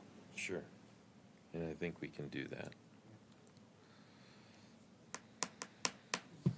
I'll also indicate that, I do know the contract administrator personally and professionally. I think he's a very high quality. He is also a professional engineer and has an obligation to all parties to do his best to make sure that as professional engineers are to look out for the good of the public. And so, that's where I stand on this. So I don't think it could be a problem, right? Never say never, but I would be surprised. So, any more discussion? All right, I'll call the question. All those in favor of approving resolution 2026-024, please signify by saying aye. Aye. Move to approve resolution number 2026-025, approving cooperative construction agreement, MnDOT contract number 1060495. Second. Any discussion? This is the one where public feedback drove what this looks like. Concern was raised about both the frontage road and the ability to go east to south. This exists because the public spoke up and raised it as a concern, so kudos to those members of the public who did it. All right.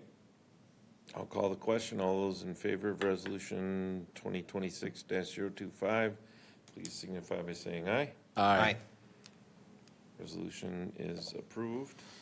Move to approve resolution number 2026-026, approving the change of roadway jurisdiction agreement MnDOT contract number 1062311. Second. Any discussion? Hearing none, I'll call the question. All those in favor of approving resolution 2026-026, please signify by saying aye. Aye. Therefore approved. Thank you, Mr. Griffith. Thank you. Item number 7, open burning ordinance amendments. Mayor and council, we bring this back to you. We first talked about this ordinance update back at the October workshop of last year.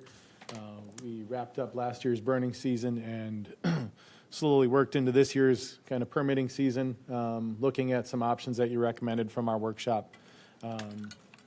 So today we give you kind of where we're at for our final recommendation of this move, and I'll turn it over to Assistant Chief Anthony Savota, who also acts as our fire marshal, who many of his day-to-day interactions with our public are through the open burning and our burning permits. So I'll turn it over to Anthony.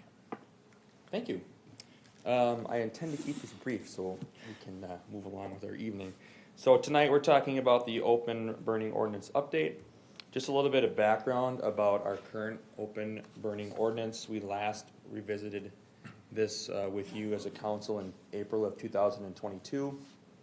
At that time, we were making some definition updates, just further defining the rules and regulations of open burning, providing common definitions and some language about recreational fires and just making it more clear.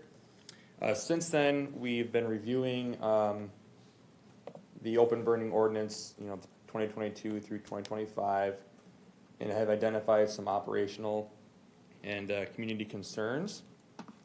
We brought those to you at the council workshop in October of 2025, and with the goal at that time being to improve safety, efficiency, and community impact. So, some of the key challenges that we want to highlight again are just gaps in our application process. We've made the information about the ordinance public to the best of our ability on the city's website and with our application process. But unfortunately, sometimes we find that people aren't taking advantage of those things and are not completely aware of the safety requirements that go along with conducting an open burn. And then we've been finding an increasing number of times where people just aren't applying for permits in general, whether they are aware that we have an application or not. As part of my responsibilities as the fire marshal, in reviewing the permit applications, I often find myself planning burns, actually providing them information about how to conduct the burns themselves and safety requirements, all things that they should be taking care of on their own. More applicants are coming in for dense neighborhoods, which increases the number of complaints. And then we are seeing a rise in complaints tied to nuisance smoke. What we would like to do and what we discussed per your recommendation at the council workshop is restrict open burning by zone of the city. We would permit open burning. We would like to propose that we permit open burning in areas of the city listed as agricultural, rural single family, rural residential, transitional, open space plan unit development, and on select public facilities. And of course prayer restorations. We would provide special circumstance permitted open burning. We would have to review these a little bit further based on the neighborhoods. They all are a little different in the zones that you see listed there. And then we would like to restrict open burning to not be allowed in areas of the city listed as medium density residential, high density, the village area, the village high density residential, and any commercial areas. Those are the areas of the city where we see most of the concern, with houses being very close together. We get lots of calls for nuisance smoke. The setbacks and safety distances are hard to maintain and hard to meet, and we just feel like it would be safer for everybody to not allow those in those areas. There is one exception to any of the restrictions, and that is open burning for the purposes of conducting a running fire, which is a prayer restoration. Those are important for natural wildlife or habitat and things. So we would allow those to be conducted in all zones of the city as long as they are being done so by a licensed contractor.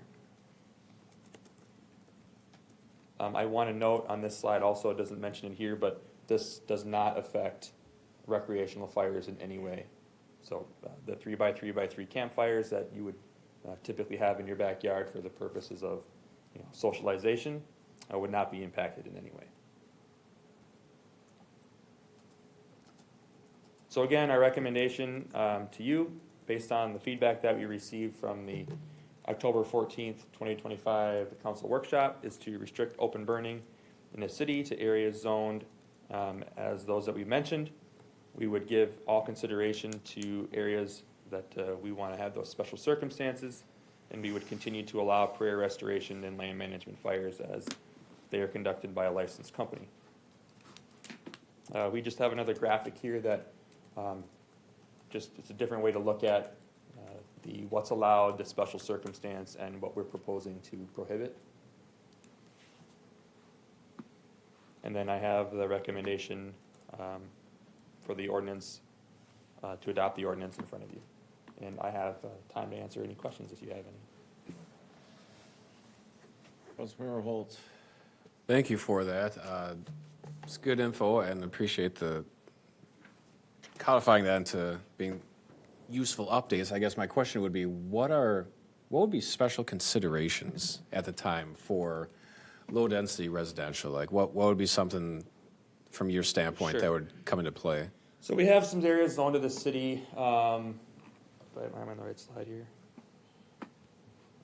Yeah, we have some areas of the city zoned as, let's say it's low density residential that has the proper circumstances for like setbacks, distances from the property line. They had the required distances from other structures and things that would normally permit them.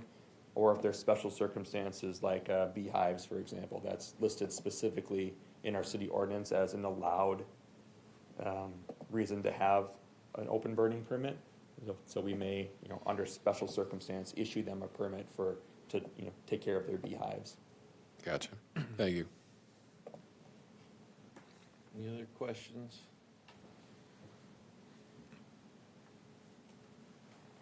Thank you. Entertain a motion.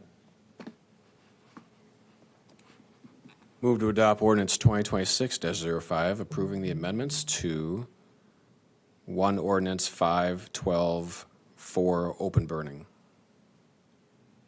We have a second? Second. Any discussion?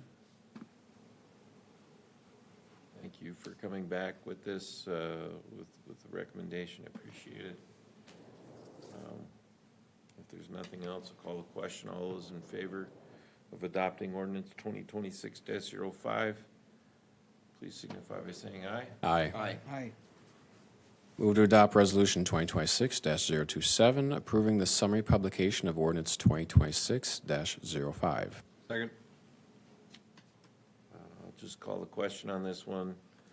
All those in favor of adopting resolution 2026-027, please signify by saying aye. Aye.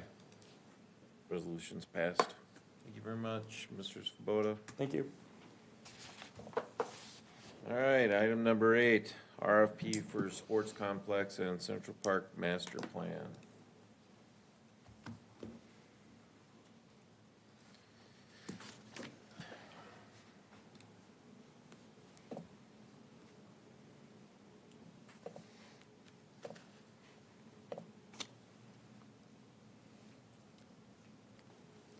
Okay, good evening. Here tonight to talk about the RFP for the sports complex, Central Park Master Plan. Just the background in this for anybody watching is that the city purchased 76 acres south of Sunfish Lake Park for a sports complex and Central Park. The Parks Master Plan mentions that the city does not have enough competitive recreational fields for the growing population. And since the adoption of the plan, community development, we've talked to neighboring cities about their challenges and opportunities developing sports complexes, and talk to the local sports associations about their needs and capacity. A timeline was shared with the council and Parks Commission, and the RFP to hire a consultant is described as the next step to developing the park. And the plan includes community planning and engagement, and more importantly, or say, maybe even most importantly, is the financial analysis for implementation and long-term maintenance of what would be built at the site. So the question tonight, though, is should the council approve the RFP to hire a consultant for the project? So for the request for proposals, we're looking for qualified professionals interested in developing a master plan for a central park with sports facilities. The preference will be given to professionals with experience and success in multi-use sports complex facility planning from concept to implementation. So there are companies out there that will go through the concept, help you implement it. Some of them also manage the sites after they're built, depending on the scale. So for this project, the scope and the project goals, just seeking for a master plan for the park. The plan will serve as a guide for developing the site to include baseball, softball, soccer, and other possible sports amenities that we've discussed.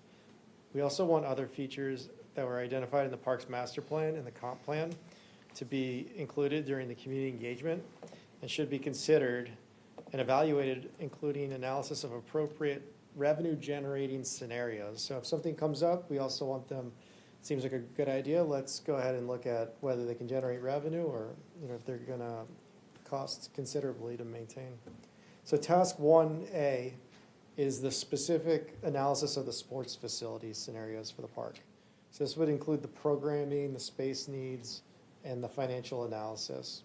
So the expectation here is an analysis for multiple scenarios, which should include revenue projections, expenses, cost estimate, a market analysis, any type of economic impact that could be generated from the site, and a long-term maintenance and replacement plan. Replacement plan referring mostly to the AstroTurf and the cost.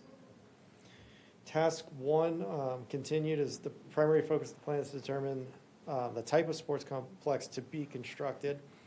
We've already mentioned sports would include baseball and softball fields and soccer fields to try to consolidate them on one site. So that's been discussed. We definitely want the consultant to review that.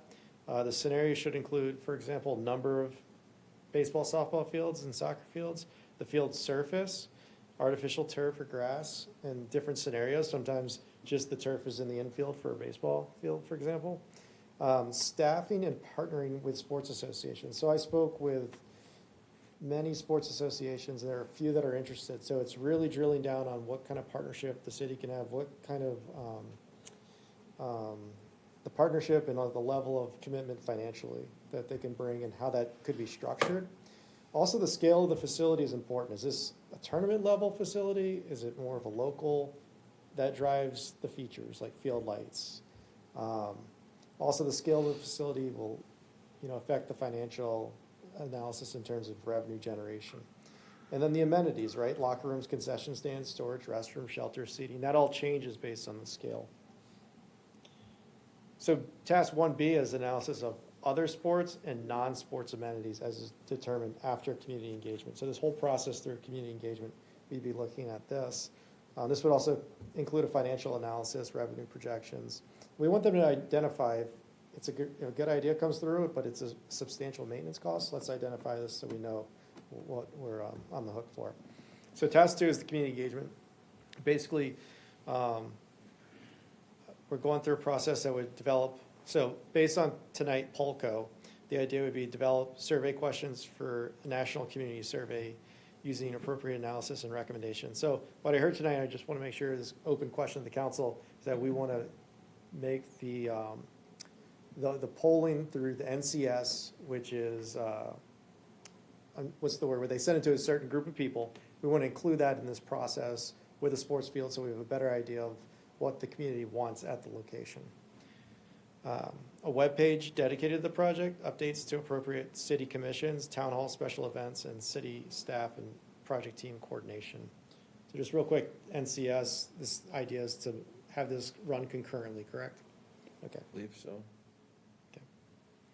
So the confirmed uses to study baseball, softball fields, we've talked about 5 to 6. That's at the larger scale that we talked about. Soccer fields at 4 were kind of the higher end. Obviously, this could come back lower or even higher. That's what we want to see from the consultant. So these are the amenities to explore. So any input would be helpful in the RFP, but pickleball courts, disc golf, amphitheater, farmer's market area. Really like the idea of the food truck area with electrical connections, shelter, seating area, restrooms, playground equipment, a community garden, tennis courts, basketball courts. We looking at maybe some revenue generation, like outdoor area for like mini golf, if that's something the community would like. Skate park, and I believe Adam mentioned through parks, a Veterans Memorial came up in the past. So it's part of the RFP. So task 3 is just development recommendations, phasing, and site plans. We're looking for a very basic site layout and renderings, but then each amenity feature should have a cost estimate, estimates for site work included, but not limited to grading, road construction, parking, retention ponds. When we talk about environmental conditions, that's more like identifying wetlands, slope, anything that could limit where features could be placed, not an environmental phase 1 or phase 2. A phasing plan should be provided to the city for financial flexibility during development. We want to definitely have a phasing plan if we go that route. So the other thing is providing recommendations on potential funding sources, such as grants and partnerships. So the partnerships would be the sports associations and then obviously any grants out there. Task 4 is, this is I think very important too, is the preparation of the long-term management plan, partnership, and staffing. So looking at a long-term management plan and staffing plan aligned with the recommended scenario. So you say this is a really good scenario, you want to go with this, well, what does this look like to staff long-term? So a summary of aspects of management that could be also managed by local sports associations or other users. Is it necessary for the city to manage the baseball fields, or should a baseball association manage that site? And what does that look like? How's that structured? Potential required maintenance and frequency of maintenance and cost estimates. Just 2026 numbers of AstroTurf, the lifetime of turf, cost estimates, and staffing requirements for the different scenarios. It could be requiring several staff members at the site if it becomes a large facility. So just giving us options there to consider moving forward. Timeline. The timeline is how we see it. If this is recommended to go forward tonight, we would like to release it on the 7th. One of the things that we're looking at with the purchasing policy with RFPs, it would be also advertising. So you would see the proposals would be due on June 22nd. This gives us enough time to advertise.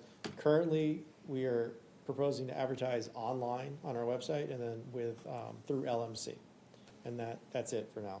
So that's something that I know has been discussed recently. So if you have any other places you'd like to see it advertised, let me know. But then what happens with these proposals, we release them. We have a deadline for question submittal. There's always questions, clarification on the RFP. We take a week to answer those, and we send out an addendum so everybody gets the same response. And then proposals are due on June 22nd, and then we'll evaluate the proposals. Depending on how quickly we can get the evaluation turned around, we would try to bring it back for contract approval either July 7th or the 21st. The project duration says max 4 months. That's what we would consider if they were working completely full-time. With the NCS incorporating that, it may be closer to 6 months, making sure everything aligns. But we want to start the contract, work on the questions with the consultant for the NCS, and then that may add a couple months. But that's what we're looking at in terms of a timeline. The anticipated park construction is just if we talked about the referendum route, that would be pushed back to 2029 if that was the approach. So that's just, I've received that question in the past, so I think just wanted to add that to the presentation. So the evaluation criteria, we're looking at experience and qualifications. We're looking at also the approach and methodology for the project, making sure they check all the boxes and we feel comfortable that they're going to do an adequate job with each task. So we want to be able to evaluate them on that. We want a community engagement plan would be evaluated, timeline, make sure it works with our timeline, and then obviously the compensation and the cost proposal, creating that. Fiscal impact, the city has budgeted $60,000 for the project. That is in the department budget for 2026. And then the recommended motion is just motion to approve the RFP as presented by staff. So I'll stand for any questions. Any questions about the RFP? Councilmember Holtz? Thank you for that update. That was a substantial amount of good info to know. On task 3, when shall determine financial modeling, start to do some analysis and possible grants. The language of grants, would that also include their ideas of whether donors are possible? Or is grants an explicitly separate concept from donors? I mean, I'm gonna ask them for all sources of funds that they think of. Thank Like, you. they've done this, they're the experts. What does this look like for fundraising, grants? Yes. So we're not limiting it to No. grants? No. All right. Where did you say you were going to advertise this again? LMC and on the city's website. Okay, thank you. Okay. Would I need a code to fill out this survey, or would I just go to follow the URL and then I could fill out the survey, or is it only going to a certain amount of people? So the plan was, to use Polko, right? Yep. So the Polko has the Engage, and they also have the National Community Survey. So the way this works, the way I understand it works, is that we are gonna come up with several questions. I think he said about a page and a half. Could Yep. be specifically for the park. So that would go, you would need the pin, and that would be a random selection, so we would get the statistically sound. 3,000 households, correct? He said 3,000, but he said something about maybe 4. So Okay. we'll have to see, but what ends up happening is that survey is also shared for the parks, and we can share it, and everybody can weigh in. So one of the things that is really good about surveys in general, thinking about them more digital engagement tools too. Some people don't show up to meetings, some people won't email you, but it's just good to just get input. So it's nice that we have the NCS with the specific questions about this project, but then anybody can fill out the poll, a different poll that's very similar and answer the questions. Got it, okay. Yeah. I just clarify, when you do the statistically sound survey and then you release it to all community members, those results are separate from each other, so they don't go together.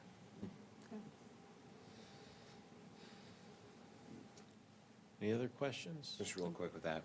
Yeah, Yes, I had the same question about task 3 with the fundraising, so it was good to hear that. And then the only other question I had, and maybe it's part of it, but I'm just wondering if parking is maybe considered as part of task 1A when you talk about like the support amenities. Definitely. So we're also, if it's a large facility, having a secondary access too, considering that we may need a roadway that goes to the site. So parking, definitely. Okay, yeah. Thanks. Yep.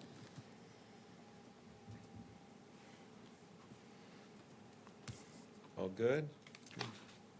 Entertain a motion. Motion to approve the RFP as presented by staff. Support. We have a motion and a second. Discussion? Councilmember Holtz. I mean, this is the next step. It's just an RFP to start this process.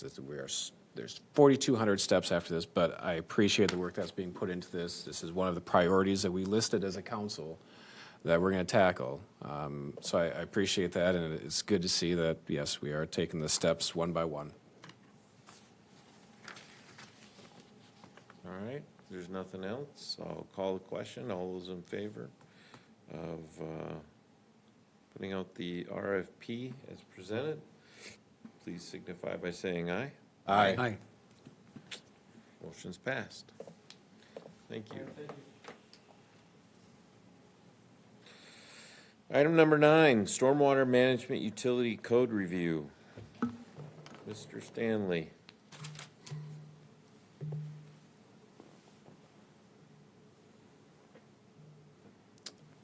Not seeing it in here. I have a presentation to share with council. Is it? 1 second.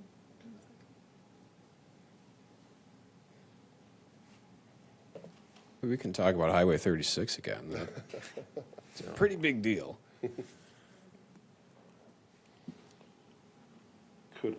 Is this, there's a number of things in the background.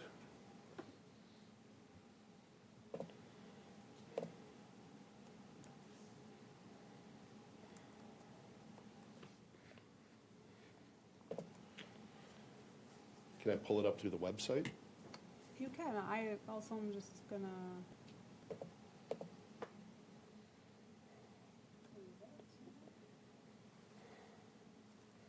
That's faster.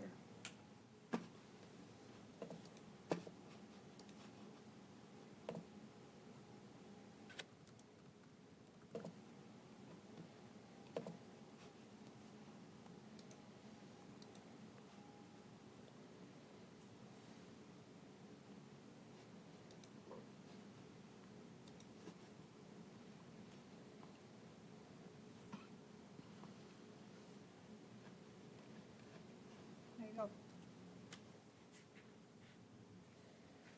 Thank you.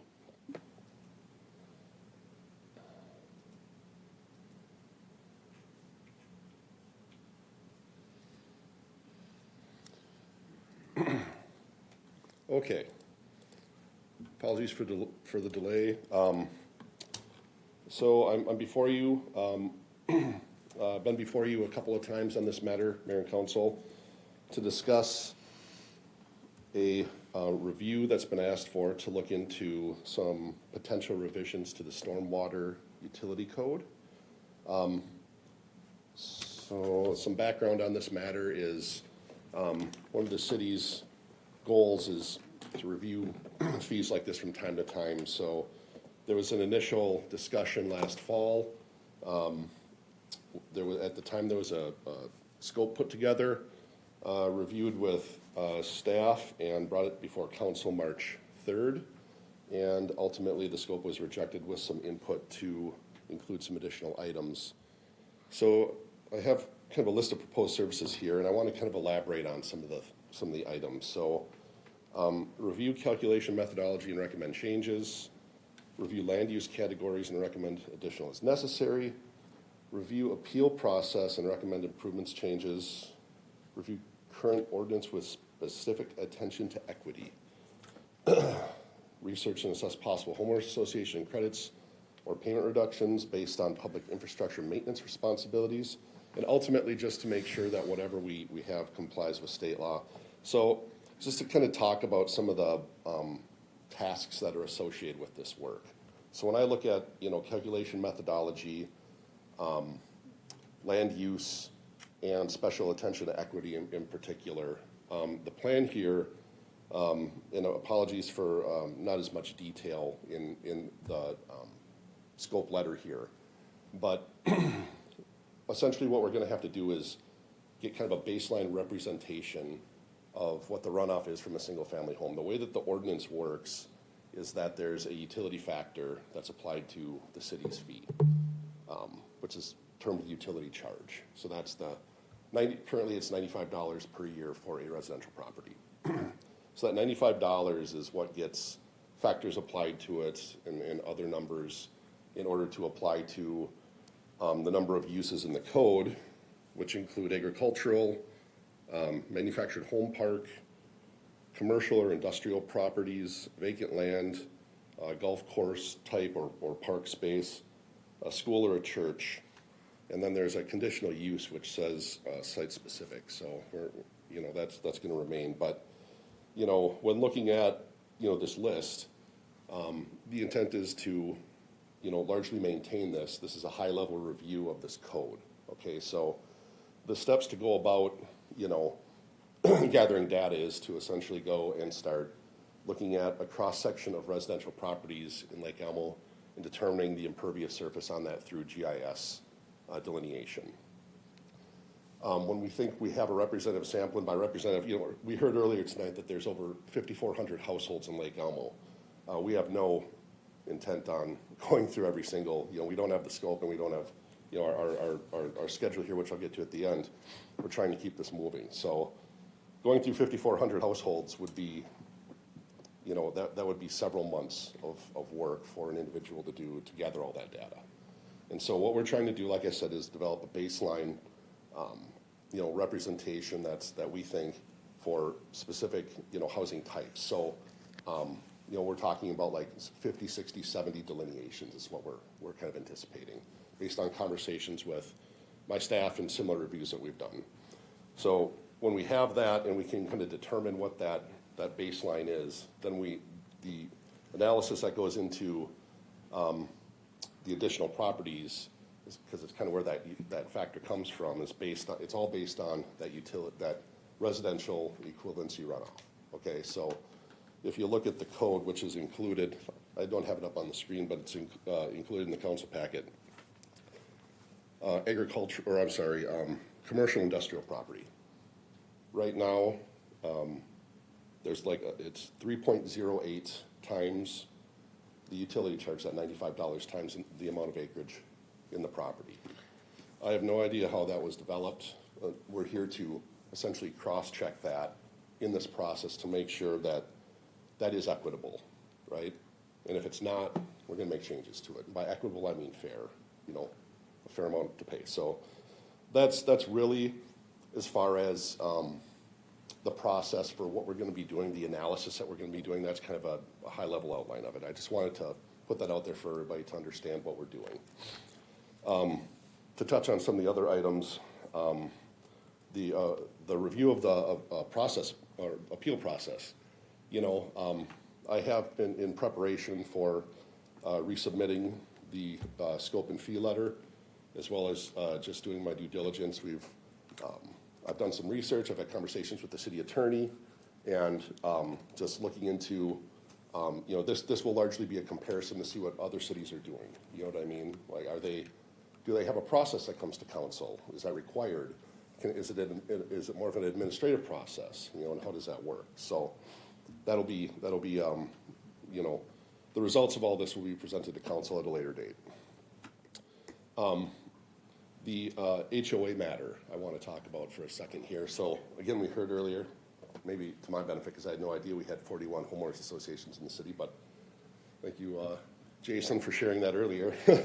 So again, the research that was done in preparation for this was mostly just like targeting, 5 or 6 HOAs around the city and doing research based on what the ownership is of these areas. So, if you go on to the city's GIS, you can see an outlot, what's contained in the outlot, and who owns that outlot. And so what I found largely was that stormwater facilities were owned by the city of Lake Elmo and all these areas with homeowners associations. Not to say that we're not gonna look a little more and, kind of assess those situations to see if there are some anomalies. But that's gonna be, that research is gonna be done by targeting, again, we don't have the budget here to do 41 homeowners association reviews, but we're gonna grab some representative ones. We might have to go pull some records, we might have to request some records from the county that are filed that city staff doesn't have. In preparation for this, I did work with staff, and we don't have every maintenance agreement for every homeowners association on record at the city. So those are that's kind of the process for those kind of big tasks. I just wanted to put that out there for you guys, and obviously, you can ask me any question later. So the appeals process, just a little bit on this. I kind of went into this a little bit, but state law actually does not require an appeals process for stormwater utility charges. Right now, our code says that there's a council hearing once a year, okay? Do we want to look at changing that? I don't know. I will note that we all think that it's best practice to have some sort of mechanism for, errors to be corrected or people to ask questions. So I don't think we're going to be shutting anybody out. But, I think we're going to be looking at going more towards an administrative staff level process. That's just based on kind of like the preliminary research. The HOA credits, again, I touched on this. So it's really a question, are there situations where homeowner responsibilities are doing public stormwater maintenance? Sometimes a certain agreement might be titled something, and it could have been titled something different. There could have been a better mechanism to memorialize something. These are going to be, kind of property-specific things that we're going to need to dig into a little bit. But again, I shared earlier that I did look at a number of different areas of the city, established neighborhoods, newer neighborhoods that have homeowners associations, and largely those areas that look like they contain public stormwater infrastructure were owned by the city of Lake Elmo. But there will be more to come on that.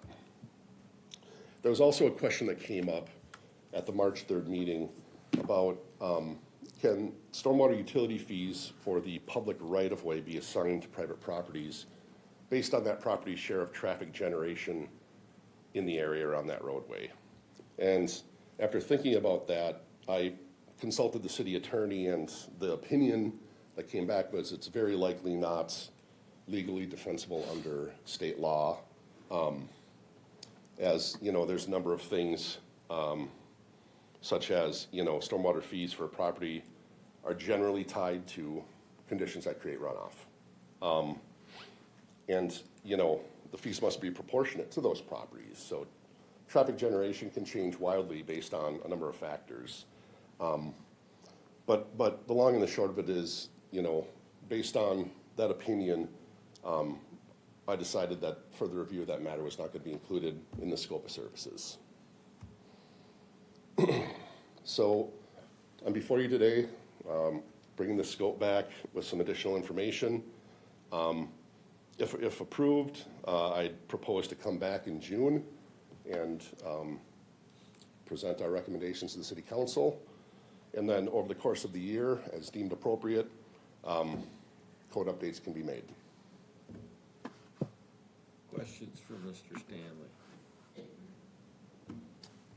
Councilmember Dragicevic. When you look at the appeals process, we had 3 of them on our consent agenda. That's part of what you'll be looking at, the basis for those appeals? Actually, so the appeals process is a little different than the basis for the appeal. So like, there's 2 things here addressing that in the ordinance. You know, so the appeal is asking for either a reduction or a waiver of the fee, right? Yeah. So we'll be looking at the appeals process, the process by which those appeals are reviewed and evaluated by staff. But as far as any sort of credit or reduction or whatever, that's not part of the scope. You know, so to provide some additional information there, you know, it's how do cities handle appeals when they come forward? You know, that's maybe different than us. Does it need to go before council? Is it administrative reviews? Does it go to the planning department or engineering department for review? So, and then how do they evaluate that? The evaluation of the appeal will be part of the process. Mm-hmm. Okay, thank you. Any other questions? All right, I'll entertain a motion. Motion to approve the scope for review of stormwater utility code is provided by Bolton and Mink, Inc. Support. Discussion?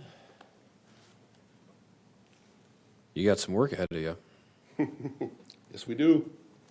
It'll be a value gain for the city. I appreciate Councilmember Dragicevic bringing the topic and pushing on it, but you know, we need process improvements at all times. It's continuous improvement, so it's a good win for the city. And just to clarify for mayor and council, what I'm bringing forward, what will be presented will be, you know, our findings or recommendations that you can choose to implement or you don't need to though. You know what I mean? So, and there'll be explanation with that as to how we got to where we're presenting. All right. Call the question. All those in favor of the motion to approve the scope for review of stormwater utility code is provided by Bolton and Mink, Inc. Please indicate by, it's getting late. If you want to approve it, please signify by saying aye. Aye. Those opposed, same sign. Hearing none, motion's passed. All right, we got 3 more things to take care of. Item number 2 from the consent agenda that was pulled is deny stormwater appeal for 4180 Irvin Circle North. All right, so the city had 3 stormwater appeals submitted. Number 2, 4180 Irving Circle North. I went to each site. At this particular site, I looked at what we have outlined in our ordinance, and I was looking for any sort of retention or any practices that were done on the property. I looked for rain barrel, rain garden, rain retention pond, swales or ditches, man-made water courses, and riparian area plantings or other practices may be deemed as intentional in detention of surface water runoff. At that particular property, I did not see any of that whatsoever. Okay. Councilmember Jagersich, you're the one that asked that. Do you have any specific? No, I appreciate you went to the site, and I was trying to, my questions are, how did you determine that there weren't any, stormwater management facilities on the site? So, that's fine. All right. Number 3 was stormwater appeal for 11243 30th Street. Okay, so for that particular address, I did go to the site also. When I went to the site, the homeowner was there also. It's a little over 4-acre property. That particular site, he has dug 2 retention ponds within the property behind the homes. The property also has drain tile going to those pond areas to capture the water to direct them to that storm pond behind the home, that particular property. So my question there is how we came up with the 75% amount. I did not do a 75, I thought I did a 50%. I thought it said 75 on the, thought that's what it said. If I'm wrong, I apologize. It says both. Has an option of 75 and a recommendation of 50. Oh, okay. I'm sorry, I thought it was a recommendation for 75, I misread it. No. So we have a recommendation of 50%. And that seems reasonable based on your description. Yes. Okay. All right. For the last property, we do have the property owner here, and she would like to talk about her property, but let's hear your findings first, and we'll let property owner address that. So 11081 Upper 33rd Street North, number 4. I did also go to the site. I also looked for the same requirements as in the ordinance. I looked for the same as all the other properties, and I did not see any rain barrels, rain garden, retention pond, swale ditch or man-made water course, riparian plantings, or any other practices deemed intentional detention of surface water runoff also at that particular site. I did not see. Ms. Dunn, did you want to approach and speak to your request?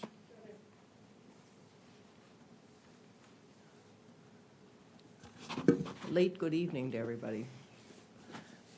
I'm glad that you did come to the house, Pete. I'm sorry I didn't get to see you. I do have a rain barrel that is behind my garage. And I live in a bowl, and if anybody ever looks at the topographical numbers, you can tell that everything comes into my home. There was extensive development done to the east of me, and they took out dirt and they increased the elevation about a foot above, so even more water comes into my land. So all I'm saying is I live in a bowl, the water doesn't run out, and I do have a rain barrel, which we've had ever since they offered them to us to purchase through Washington County Conservation, which was probably 10, 15 years ago. Okay. So next time, knock on the door and I'll give you the tour. All right. Thank you, Ms. Dunn. So, individually, I guess I'll need a motion for each of these. Can I just ask a quick question on that, on one? So can you do it after a motion's made? You want to The ask a question? Yeah, go for it. Just a question. Sorry. That's all right. With the rain barrel, would that have changed the interpretation? Not necessarily. I'd have to see how much water comes off the roof line and what else is contained within that area from that particular property. And then how about with the topography that she mentioned? Is that something that's calculated typically? I mean, obviously with stormwater ponds, the topography works in that favor, but I guess, yeah, is there, knowing that the topography of that comment, I mean, does that change the decision at all from your end? It did not, because it's not outlined in the ordinance for that particular, for this, Okay. for stormwater. Gotcha. So to clarify, I mean, yeah, I'm looking at the ordinance. The credit can be 25 to 75% for only these things. There's nothing else. There's no subjectivity that's allowed. That is correct. Gotcha. Thank you.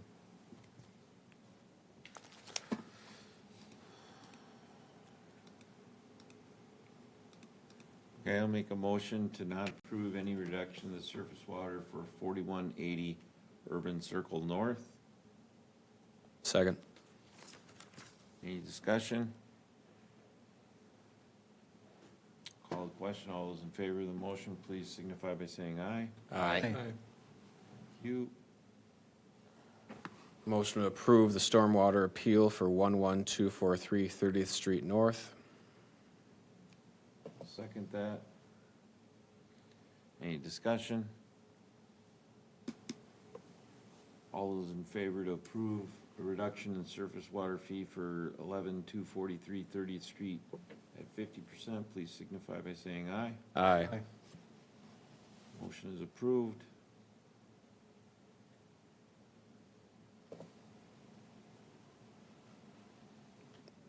Motion to not approve any reduction of the surface water fee for 11018 Upper 33rd Street North. Is there a second? Second. Motion is second. Discussion? I think the fact that we don't meet the specific requirements of the ordinance for, stormwater detention really prevents us from doing anything. My concern, at least when I got here, initially my thought was, if a topographic survey, they only could do a topographic survey and proving there was no net runoff from the lot, but ours doesn't allow that anyway. So we kind of have our hands tied. Agreed. Call the question. All those in favor of the motion, please signify by saying aye. Aye. Motion's approved. That concludes our regular agenda items for this evening. We have council reports. Councilmember Dragisich, No report. Councilmember Holtz. None at this time. I do not have a council report at this time. Councilmember Hearn. No report. Councilmember Cragness. Yeah, really quick, I will be attending the Lake Elmo Airport Advisory Commission next Monday, so I will have a report for you guys next time we meet. Thank you. Staff reports. No report. First. No report. No report. Scopa. No report. Chief. No report. Tristan. No report. No report. So quiet. Is it the hour? I mean, come on. All right. With that, we'll adjourn this evening meeting at 10:44. Thank you.